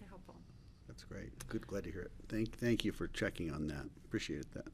So procedurally, I'd wish not to vote it down in the absence of a full board, and so I'm still prepared to support the contribution today. I think the Crystal River does not have very many amenities supplied by Pitkin County, and so supporting an amenity that exists in Carbondale but serves Pitkin County is a sufficient way to meet the goal of the fund and why it was established in a meaningful way. So I'm looking to you as to whether we should continue or whether we should move it forward. Well, having heard what I've heard and really appreciating the input we've heard and the feedback that you got from Commissioner Jankowski, I would say that I would rather put a motion forward if you're ready. Or if we have to be public, we need a public hearing. We will need a public We hearing. will need a public hearing, but I'll be prepared to make a motion to approve this. Okay. And so what we are considering is we pulled this item out of item number 6. So this is sort of 6A, discussion of a resolution approving the second quarter budget supplemental request for the Carbondale Pool for a $100,000 contribution from the Park Dedication Fee Fund that would reduce our our fund balance by $100,000. Brian, I'm looking to you to see if I covered that before we open the public hearing. I think you did. Okay. I'm just gonna wait to see how it all plays out. You didn't vote on the budget item Oh, 6. got yeah. it. You Yeah. want to call that one first? So what you're I'm saying? wondering, you don't have to, but. We didn't? I I haven't noted that we did. did she call it? Greg motioned, Jeffrey Okay, seconded, I'm and we sorry. voted Then for I you. 5 minutes missed ago, it. I don't Okay. remember. Yeah, okay. Good thing I I'm take sorry. notes Yeah, as chair very good. for us all to follow along. Great. Very good. So that's good. Then you have this other motion. Yes. Perfect. Then we're on the same page. Okay, great. Wonderful. Thank you. Sorry about that. All good. So let's go ahead and open the public hearing on this contribution to the Carbondale pool, which we have discussed now 3 or 4 times at the board table over several meetings. Is there any members of the public who wish to comment? Is there anyone online by any chance? Where are they all? All right. Seeing none, I will bring it back and I will request a motion approving a budget supplemental for the $100,000 contribution from the Park Dedication Fund, reducing our fund balance by $100,000. So moved. Thank you, Greg, and I will second. Any further discussion? Okay. All in favor, please say aye. Aye. Aye. And opposed, please say nay. Nay. All right, thank you, Jeffrey.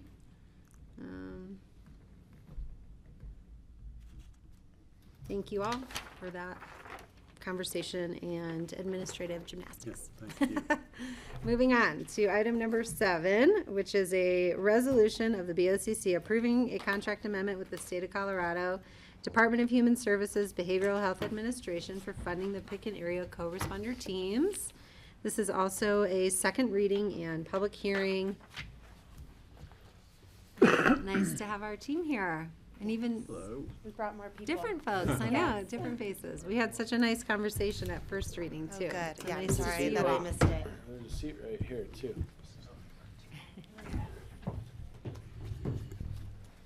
Hello, nice to see you. Hello. How was it? Good You were on afternoon. vacation, right? Was it nice? I was, yes. I was in Ireland, so it Ah, was beautiful. yeah, cool. Lots of Did you feel like weddings you were this year. home. Yeah. See your people. Yeah. Well, right, thanks go for for it. having us. I will start by introducing myself and why we're here today, and then I can turn it over to some of my team members. So, Raleigh Backrack, the Mental Health Program Administrator with Picken County Public Health, aka the PACT Administrator. We are here for a second reading of the BHA amendment of contract number 5 to fund, continue funding the Picken Area Co-Responder Teams Program, also known as PACT. As we just discussed, you met a few of our team members during the first reading, but did want to introduce you all to a few more. So I will hand it over to Jeremy Parker first, and then we can go to Richie, and then I think we all know Braulio, but I will turn it over to him as well. Hi, my name is Jeremy Parker. Like she noted, I am the PACT case manager. So essentially, the role I play, let me say first, I've been with PACT since January, so almost 6 months now. Previously, I was with Recovery Resources. Oh, thank you. Yeah, sorry, red light's on. Previously, I was with Recovery Resources as their case manager, so just kind of a transition into this role. Yeah, so I guess I'll just talk a little bit about myself as well. I've been in the Valley for 17 years, and you know, I have. I work in substance use. I work in mental health now.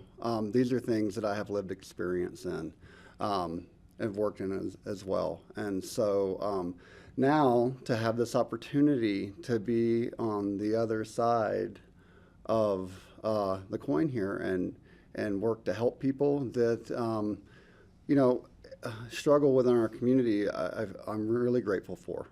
I feel really blessed to be a part of this team. I'm grateful for the position that I serve as far as helping people get back on track, get their lives kind of back in order. It can be difficult when we face crisis to really see the bigger picture and connect the dots to get to that point. And so that's where I come in. That's my role, is to connect our community members to both services and resources that they may otherwise not know are available within our community. So yeah, I essentially follow up on what Kat and Braulio do. You know, they make initial contact, and then if they want to continue to stay connected to PACT, then that's where I come in. Excellent, thank you. Mm-hmm. Thanks, Jeremy. You're welcome. Richie? Thanks. Good afternoon, everyone. My name is Richie. I'm a sergeant with the Aspen Police. I'm actually in a newly created position. Thanks to Chief Ferber there. She recognizes the importance of this type of police work. And to give you guys some background, I think I did 3 or 4 years patrol, and then 5 to 6 years in investigations, and then 3 years as a patrol supervisor, and now I'm in this new position, which is dedicated to kind of overseeing and supervising the Human Services Program and working with PACT and Pickens County to try to take care of everything that Jeremy so eloquently said, you know, things that are super important to this community, and I'm very fortunate as well to be here, and I thank you guys for the opportunity. Thank you. Hi, Rob. Good afternoon, everyone. Ditto. I've known Jeremy for a few years now, and I was really thrilled that he was interested in moving over from Recovery Resources, just with the amount of time that he put into learning about providing resources and services to our community, specifically in the substance abuse realm. When the case management position opened up, definitely was told him about it. I'm like, I think you would do great. I've seen him work miracles out in a day, getting people into substance abuse treatment programs that were not even in Pickens County. They were Pickens County residents, but weren't in Pickens County at the time. They were in Denver. And I mean, the miracles that he's been able to work out as a case manager, and as you met Dan Hess during the first reading as a peer, it just shows that the program is growing, and we are out here doing that work to provide those services to our community. We couldn't do it without them. Thankfully, we have case managers and peers and clinicians. We always need more, and thankfully we have some support, through these grants. But ultimately, it's something that we're always looking for to financially support this type of programming that is so beneficial to our community. So yeah, I can't thank the PAC team and Raleigh as an administrator for the program. It's just I couldn't do my job without them, and hopefully vice versa. Yeah. So yeah, that's what all I have to say about this grant and our new employees that we've had for this year. That they've been huge. Thank you. Thank you. Thanks, team. So we obviously have a wonderful team here, and for the second reading, this is around a grant from the BHA. It is $400,000 to support a full-time case manager, a full-time clinician, a portion of my position as well, and then some operating costs. We've had the BHA grant for a handful of years now. We expect to see it for obviously this new fiscal year, so state fiscal year 2026, and then the following, before we will most likely have to reapply.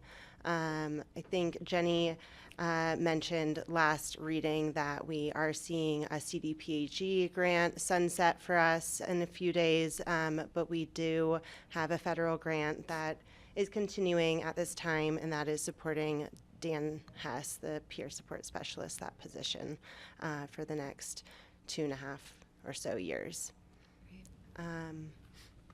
And I think one last thing before we look to move forward with this is I did include the 2024 annual summary report in everyone's packets today. That will be going out to the community via a press release either this afternoon or probably first thing tomorrow. We're really excited to get our data out to our community to show the amazing work that our team's doing. So I invite any questions. It is up on our website now. Yeah, I will leave it there for now. Wonderful, thank you. Questions for the team? All right, this is a second reading, so we will have a public hearing on this item. Are there any members of the public that wish to comment on this contract amendment accepting further funds for this program?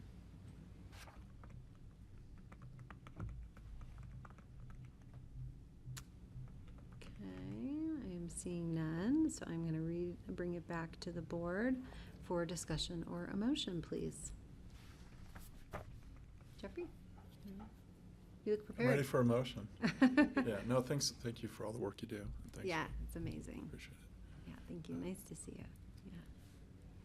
Go ahead. At this point, I'd make a motion to approve a resolution of the Board of County Commissioners of Pitkin County, Colorado, approving a contract amendment number 5 with the State of Colorado Department of Human Services Behavioral Health Administration for funding for the Pitkin Area Co-Responder Teams PACT program. I'll second that.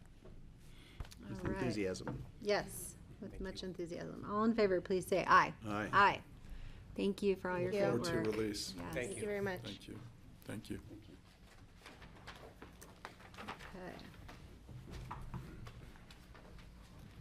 Okay. La, la, la. Okay. Item number 8. How are we doing? Does anyone need a break? Are we doing okay? We'll keep I'm moving? fine for now. Okay. Keep going. Let's move on then to number 8, resolution approving an intergovernmental agreement between Pitkin County and the Roaring Fork Fire Rescue for the construction of the Pitkin County Regional Emergency Communications Center. Hi, Ann. Hi. Hi, GR. Hello. The IGA is missing from the board packet, so I've got copies here to. Were there changes from, oh, you're right. There is one change that was approved to be changed before, at the last hearing, so I can go over that. Thank you. It's not substantive. Thank you. We know this place.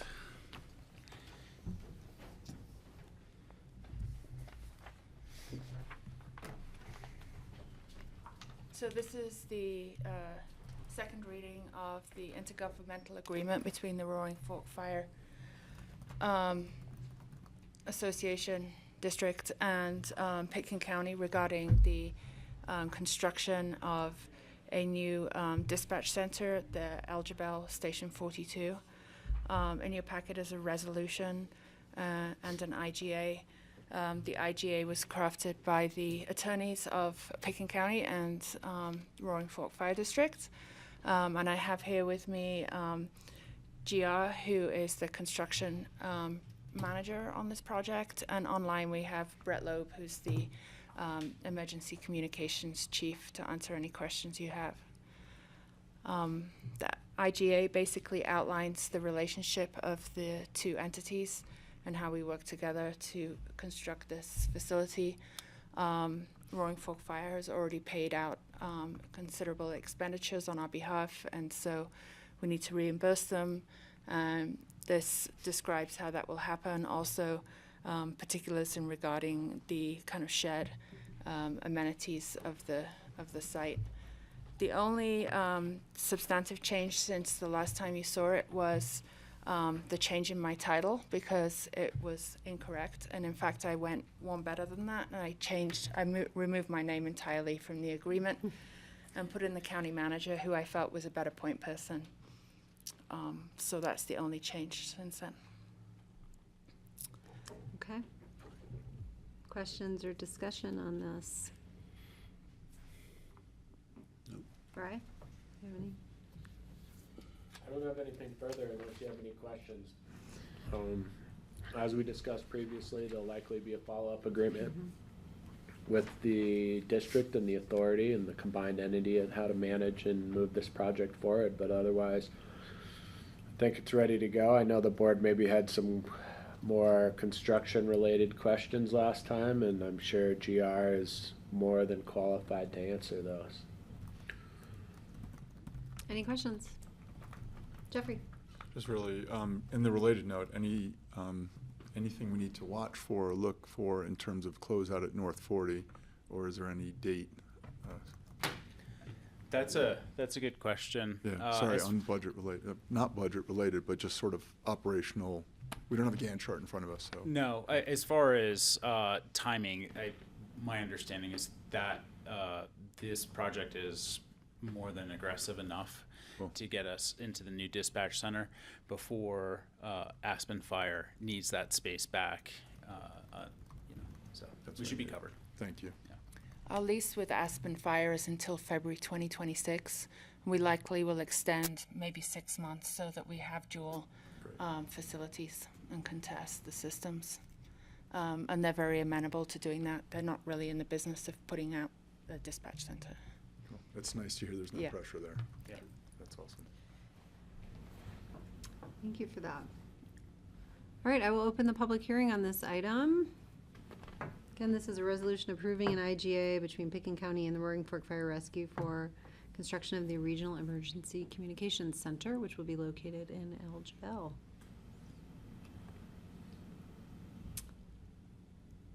Okay, seeing none. Any further discussion, or I will close the public hearing and bring it back for discussion or a motion.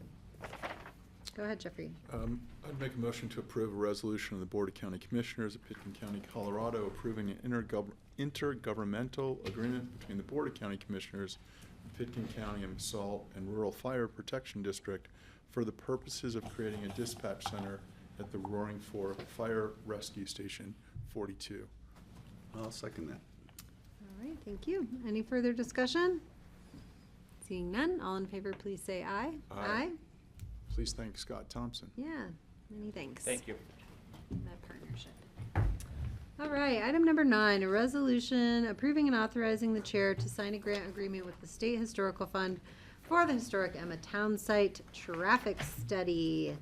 And this is also a second reading and public hearing. Hi, Paul. Hi, Kelly.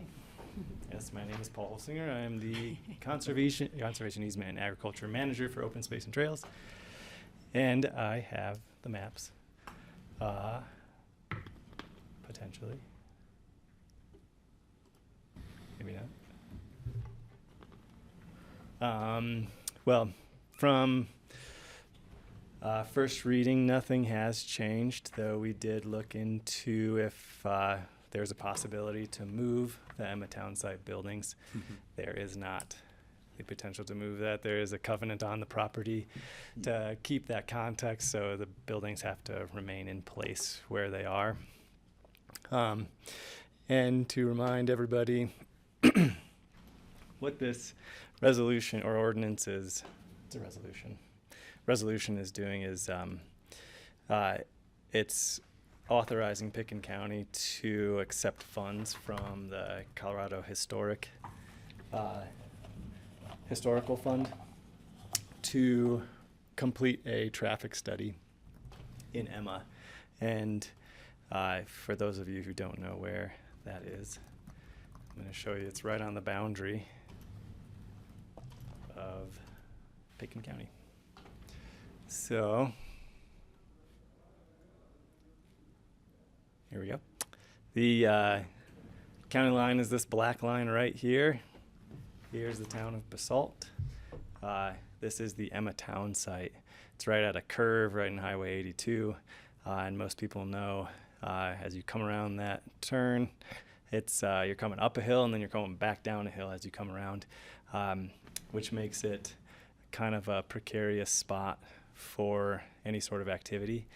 And it's a limiting factor for what we can do for these structures that Pitkin County acquired back in 2008. Yeah, thanks, Dale. So one of our first steps in figuring out an activation plan for these structures is getting a traffic study done, and the State Historical Society has granted us funds to do that. We do have to pay a match of 10%. The study we have lined up is estimated at $9,760, so our portion would be $976. And we've already had some preliminary conversations with Colorado Department of Transportation about what it would take to get this access ready for some sort of plan for these structures. It's going to have to be a one way in, one way out using this west access, just because of how fast the highway is and the sight lines and all that kind of thing. So our first step is get this traffic study done, and then we'll be back with some other options for these structures, and we're going to try and work with our Human Services Department. We've had some preliminary plans to use these spaces as food storage for our food security folks, Lift Up, Rocky Mountain Food Bank, that kind of thing. So we can use this as dry storage, possibly cold storage, where they could come get food in the morning and then take it out to the people who need it. But first we need to figure out if this, what that traffic is going to look like and what kind of restrictions we're going to need in place here. Thank you. Yeah. Okay. This is a public hearing. Are there questions for Paul before I open the public hearing?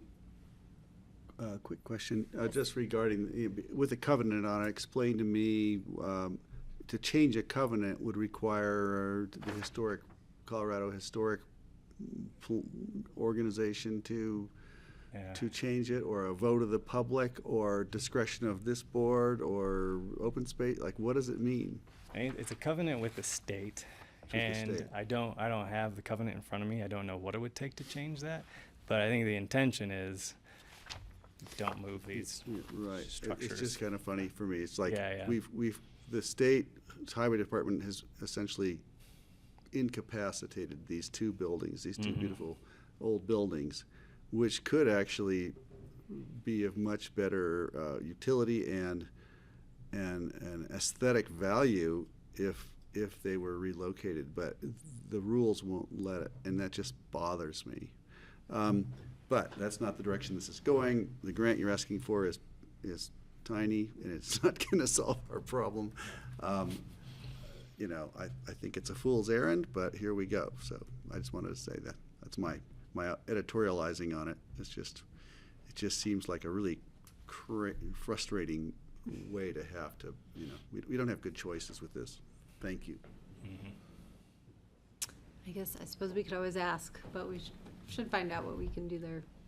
Right. First. You know, what if we tried to make them really work well? So there you have it. We can ask. We can do two things at once. That's traffic true. study Well, and sure, ask them about it. if you want to. Sure. Yeah. Well, because they may be like, well, why? What do you want to do there? Yeah. You know? Exactly. We don't know what we can do there because we have to go to traffic study. So this is one of these things that we're gonna do this right before Dale retires. There will be a plan for the Emmetown site. Okay. It's a long ways out, just so you know, Dale. I'm going to open the public hearing on this item.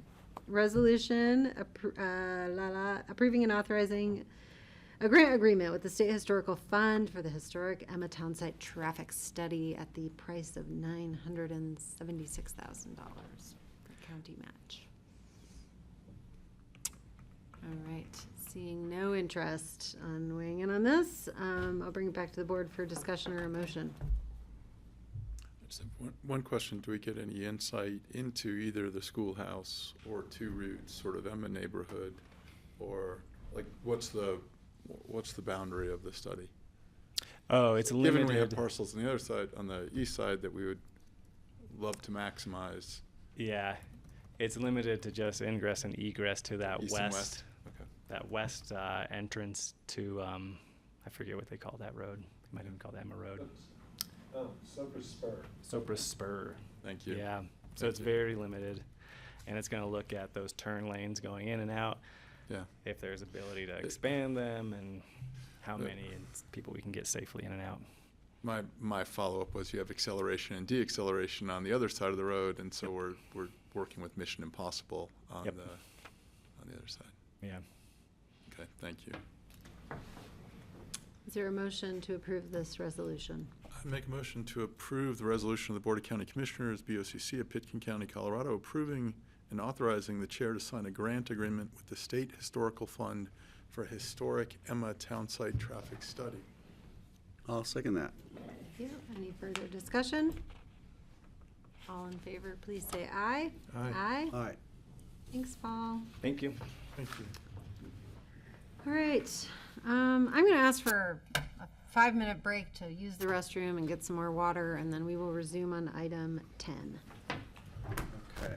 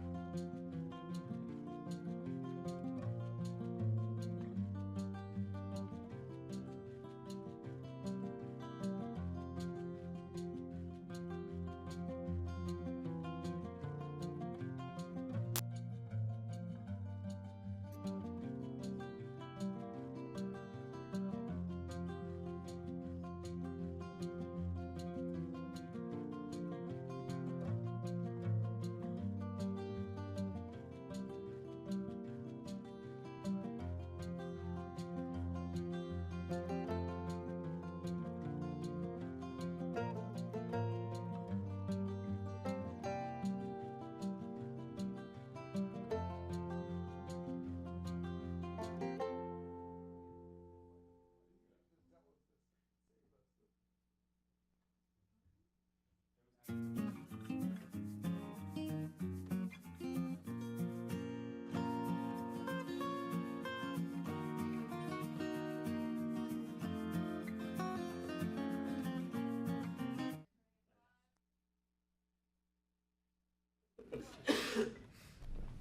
right, welcome back, everyone, to the Pickens County Board of County Commissioners regular session on Wednesday, June 25th.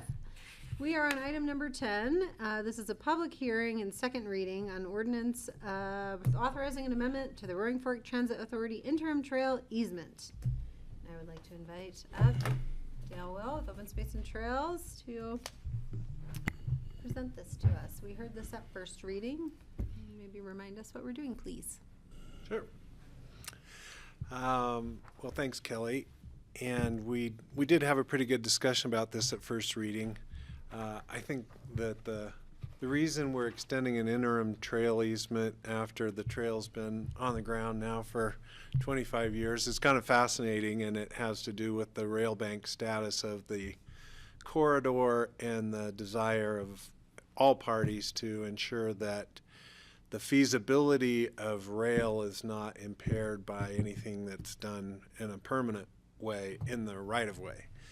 And I was around shortly after the corridor was purchased in the late 90s, and the expectation at that time was by 2020 there would be a light rail in the valley, and then the trail would be moved as a minor piece of the budget of installing the light rail, and the trail would be going along one side and everything would be done. But that didn't happen, and consequently RAFTA wants to protect the possibility of the rail, both because they'd like to see it happen eventually, potentially, but also from a legal point of view, the potential of rail is what keeps that corridor intact under the rail banking statute. So, so we're extending the interim trail easement for a further 25 years to 2050. What that basically means is that the county's trail in the RAFTA corridor, which the piece we're really talking about is from Woody Creek to Emma. From Woody Creek to Aspen, we own it outright, and that was essentially abandoned by the Rio Grande and given to the county back in the 60s. But the piece from Woody Creek down to the county line, Open Space put some money into the RAFTA acquisition, and we hold a trail easement, and it will allow the trail to stay just where it is and for us to continue to do everything we've been doing for another 25 years. All right. Any questions for Dale? No, other than we had our agenda meeting for the RAFTA board meeting today, just before this meeting, and we discussed that's going to come to the RAFTA board just so they understand it. But thank you, that was very clear. It's something that nobody really paid attention to until it comes up, and then in 25 years you can do this again. Somebody can do it. Okay. Let's open Patty it will up for take care of public comment. Interim trail easement with the not interim Rio Grande Trail with RAFTA. All right, seeing none, I will close the public hearing. And was there any changes from first to second reading on the ordinance? Nope. Okay, thank you. Is there a motion to approve? I'd make a motion to approve. Second, sorry. Okay. You've been good at picking out needed amendments today to help us be precise, so thank you. Any further discussion? All in favor, please say aye. Aye. Thank you. Thanks, Dale. Oh, you're here for the next one too. An ordinance of the BoCC approving the acceptance of a quitclaim deed from the Rock Creek Association and a settlement agreement. And this has been a long time coming. We did have good discussion about this at first reading as well, but feel free to summarize what we're entering into today. And I'll turn it to Rye. Thanks, Rye. Thanks, Kelly. I'll get this started. If I can get it pulled up here. So what's in front of you is an ordinance, and ordinance power is required for this particular action for a couple reasons.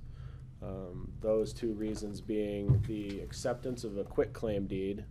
That is a component of the resolution of the litigation underlying this BoCC action.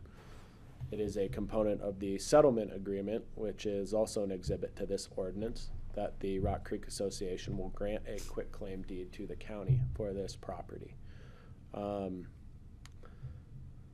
can't recall, Jeffrey wasn't here last time, so I think it was Greg who brought up a good point about the necessity or the reliance on the quitclaim deed as part of a resolution of this particular dispute. And he observed astutely that the quitclaim deed grants to the county a larger piece of property than just the property that is encumbered by the existing platform of the road. The quitclaim deed covers an area that is 50 feet on either side of the center line of the existing road, which is variously known as County Road 3B and DeRay Way. As the board heard last time, that road begins at at County Road 3, which is Redstone Boulevard, approximately where Redstone Boulevard crosses the Crystal River at the North Redstone Bridge, and that road heads south until it eventually reaches the Aloha Meadows Nature Preserve. North. I'm sorry, thank you. North.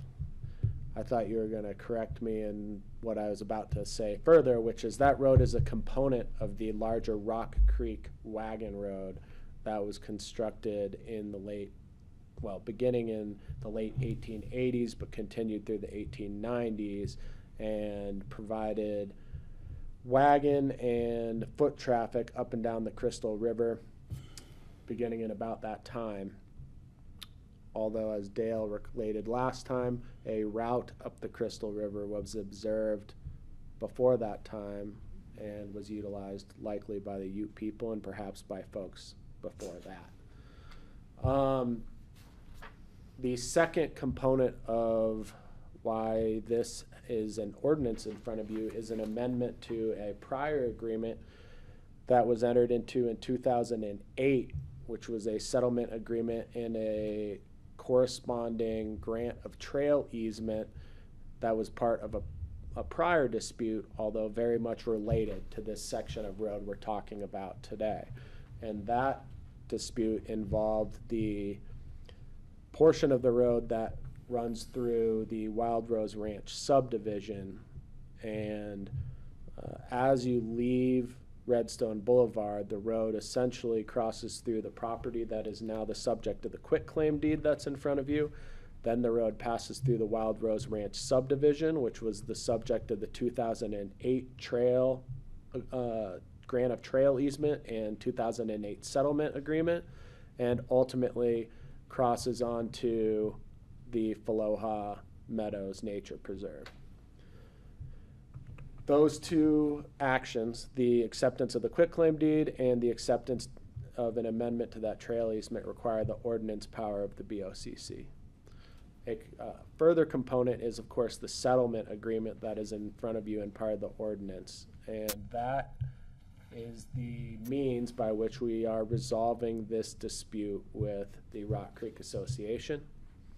Upon your adoption, well, I'm assuming your adoption of this ordinance today, we'll finalize the settlement agreement, the quitclaim deed, dismissing the existing litigation, which has existed on the court's docket for many years at this point. This dispute began in 2019, and the litigation has existed in various forms since that time. A stipulation to dismissal of the case will stem from this action today, and all the requirements to get these documents finalized and recorded will take place after your action today, should you adopt the resolution. Dale, do you have anything else to add? I do. Oh, Dale was probably going to do this, and I did this a little bit last time.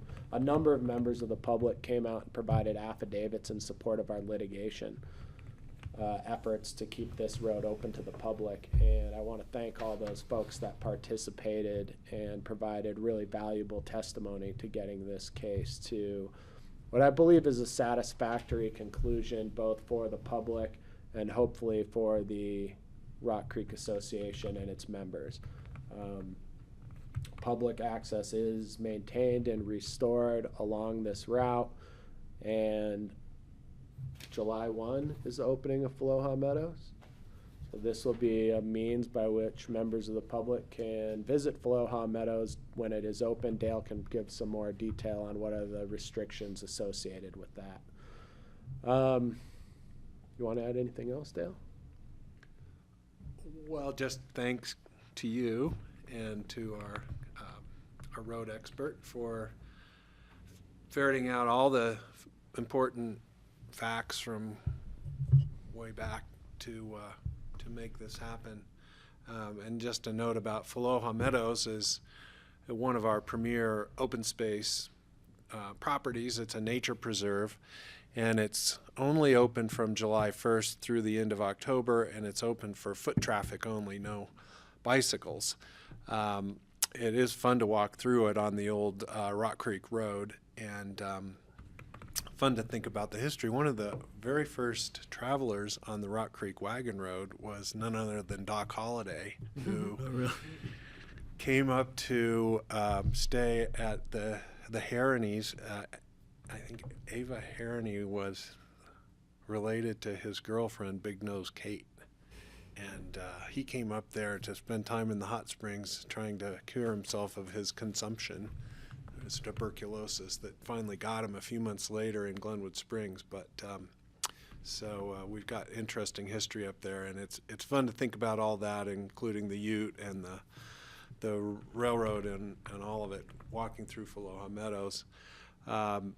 The section of trail between Redstone and the Faloha Gate is a piece that many of the locals have cherished because it's one of the few gentle places to go for a walk or a bike ride out of Redstone, especially if you have small children or you like to run, that kind of thing. So I know the Crystal Valley Echo has been following this pretty carefully, and they're going to run a story in their July paper about the reopening of this piece of road, and I'm sure a lot of Redstone residents are going to enjoy being able to go up and down the river again. So thank you.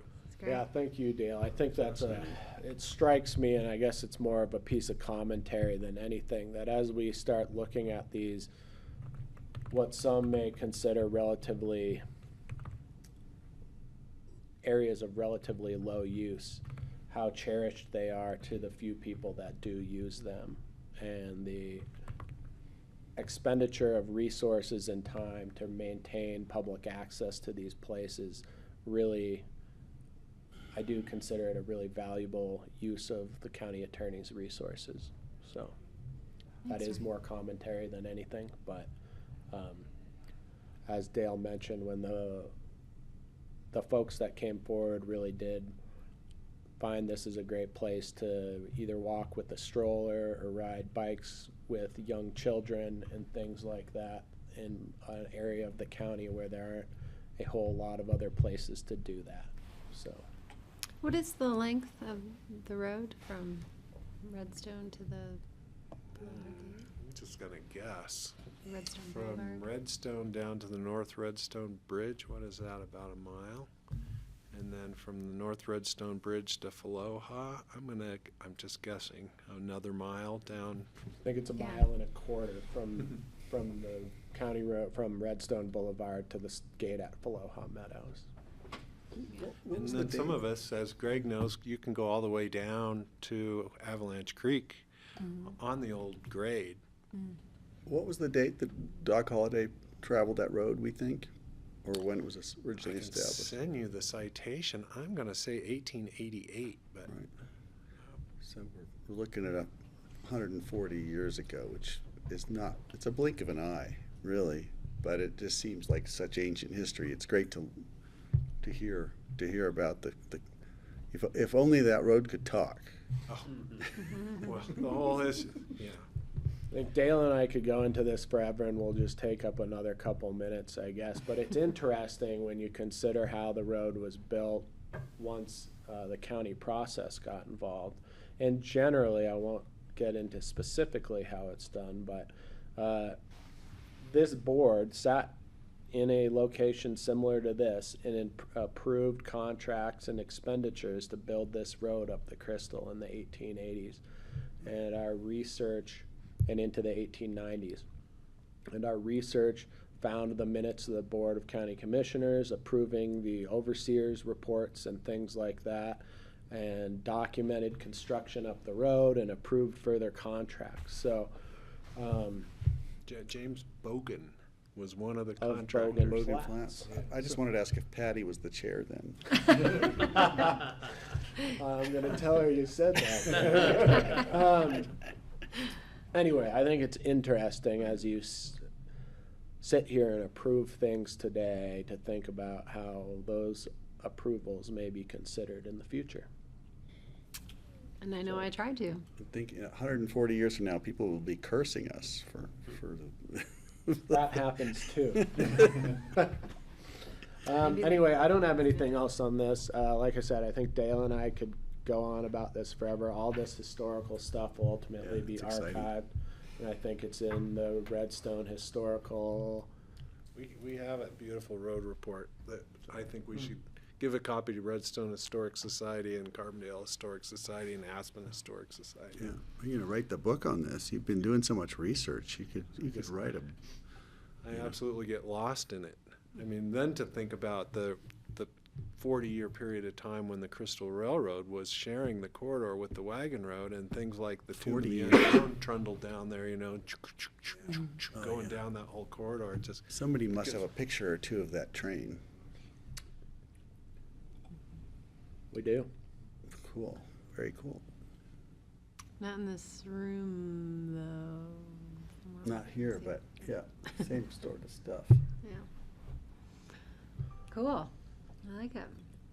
And this All right. is second reading. This and is it's a second public reading. hearing. I did open the public Yep, hearing and that's right. closed it. Further discussion? Not for me, I'm good. All right, is there a Thank you for motion to resolving approve it. this ordinance, accepting the quitclaim deed and settlement agreement? Make a motion to approve an ordinance, the Board of County Commissioners, Pitkin County, Colorado, approving acceptance of a quitclaim deed from the Rock Creek Association and settlement agreement. I'll second that.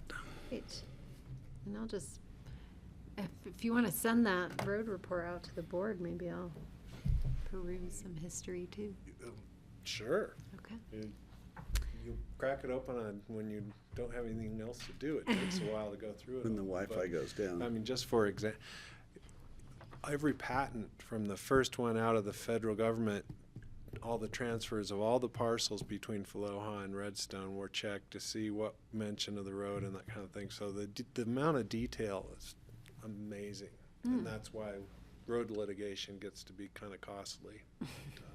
It all matters. All right, all in favor, please say aye. Aye. Aye.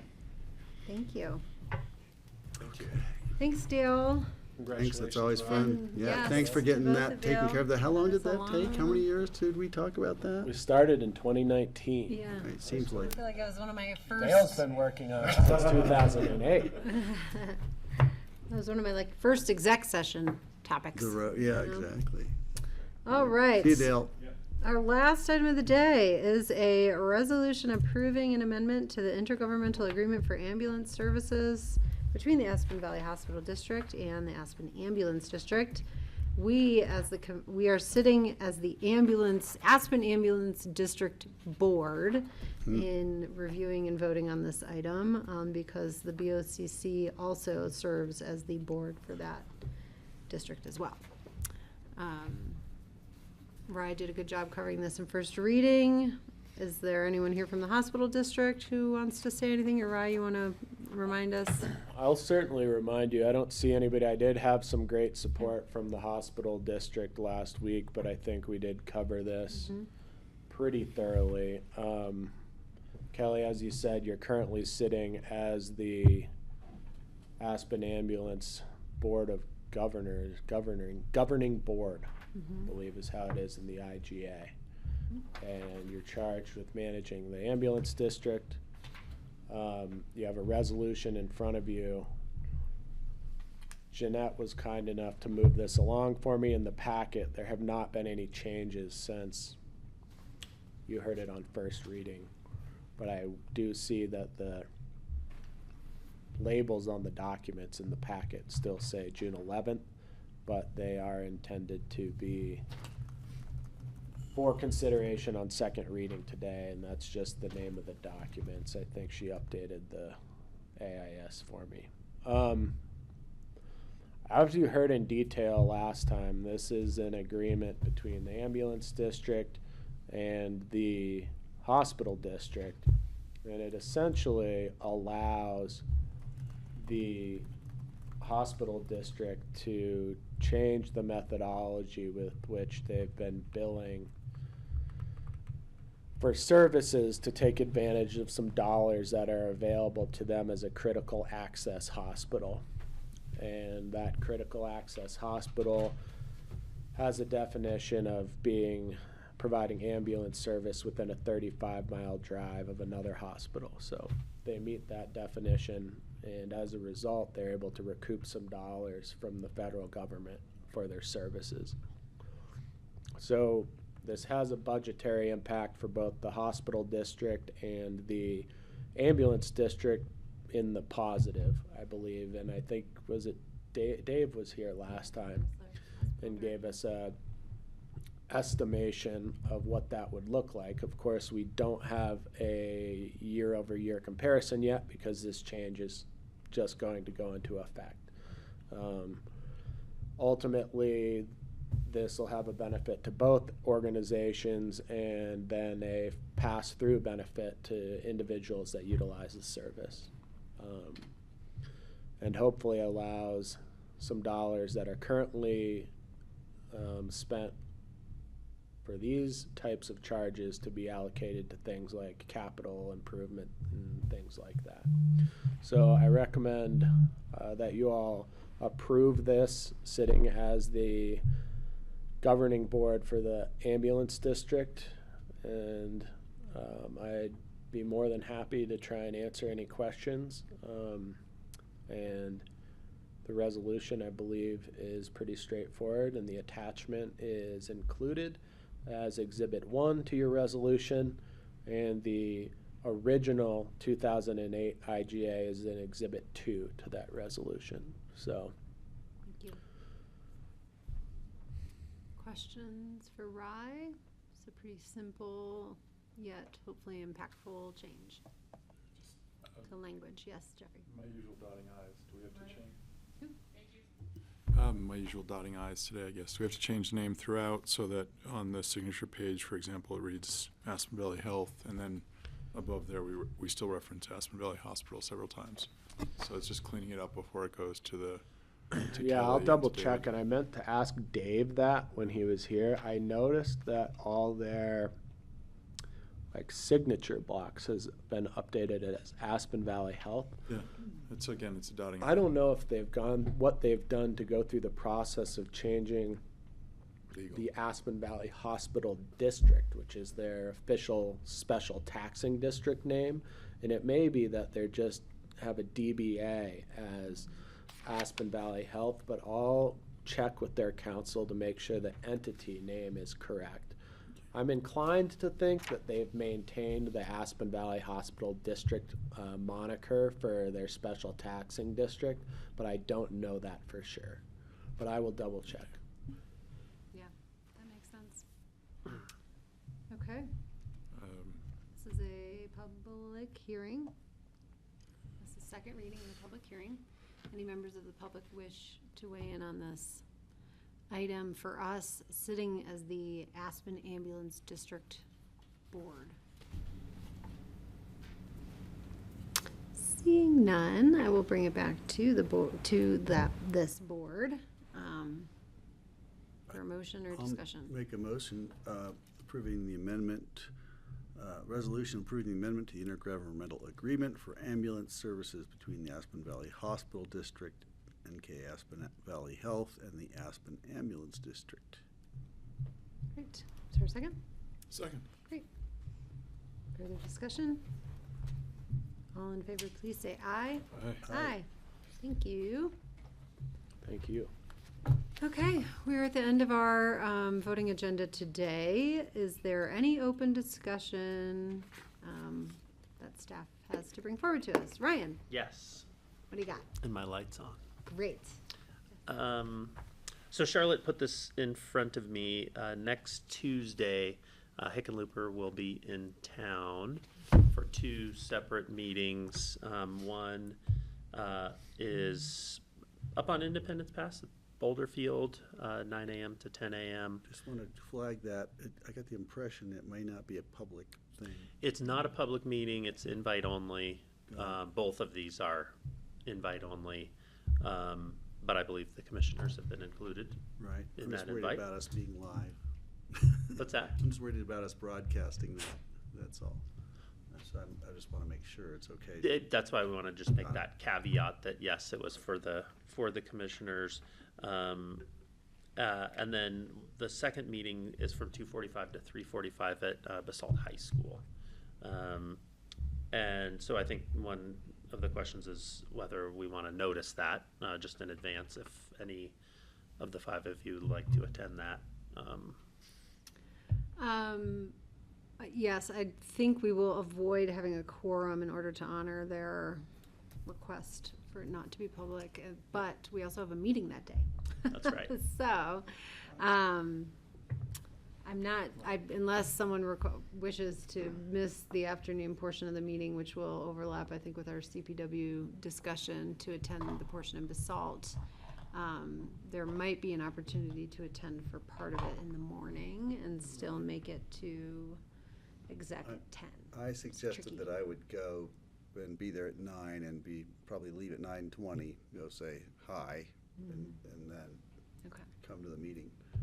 But on that afternoon, I'm going to be leaving early that afternoon, no later than 2 o'clock probably, whenever the break is.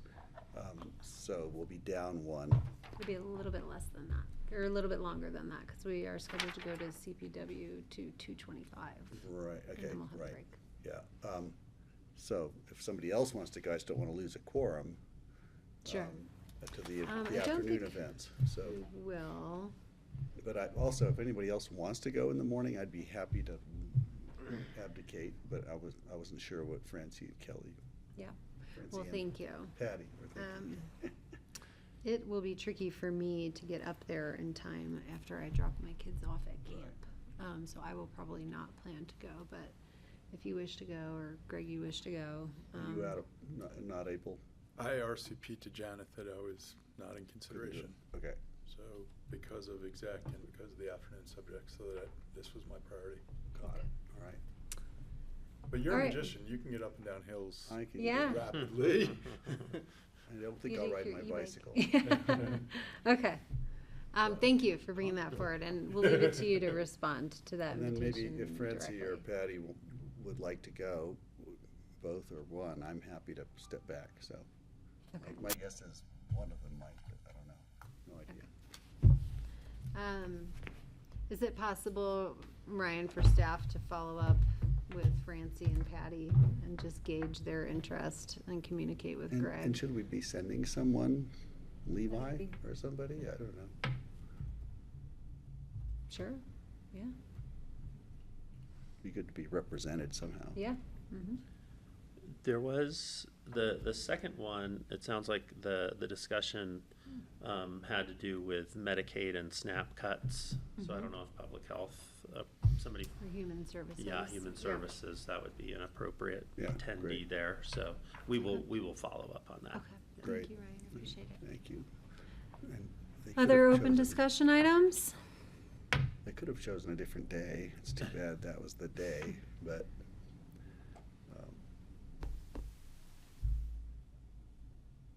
No other open discussion? All Can't right. think of any.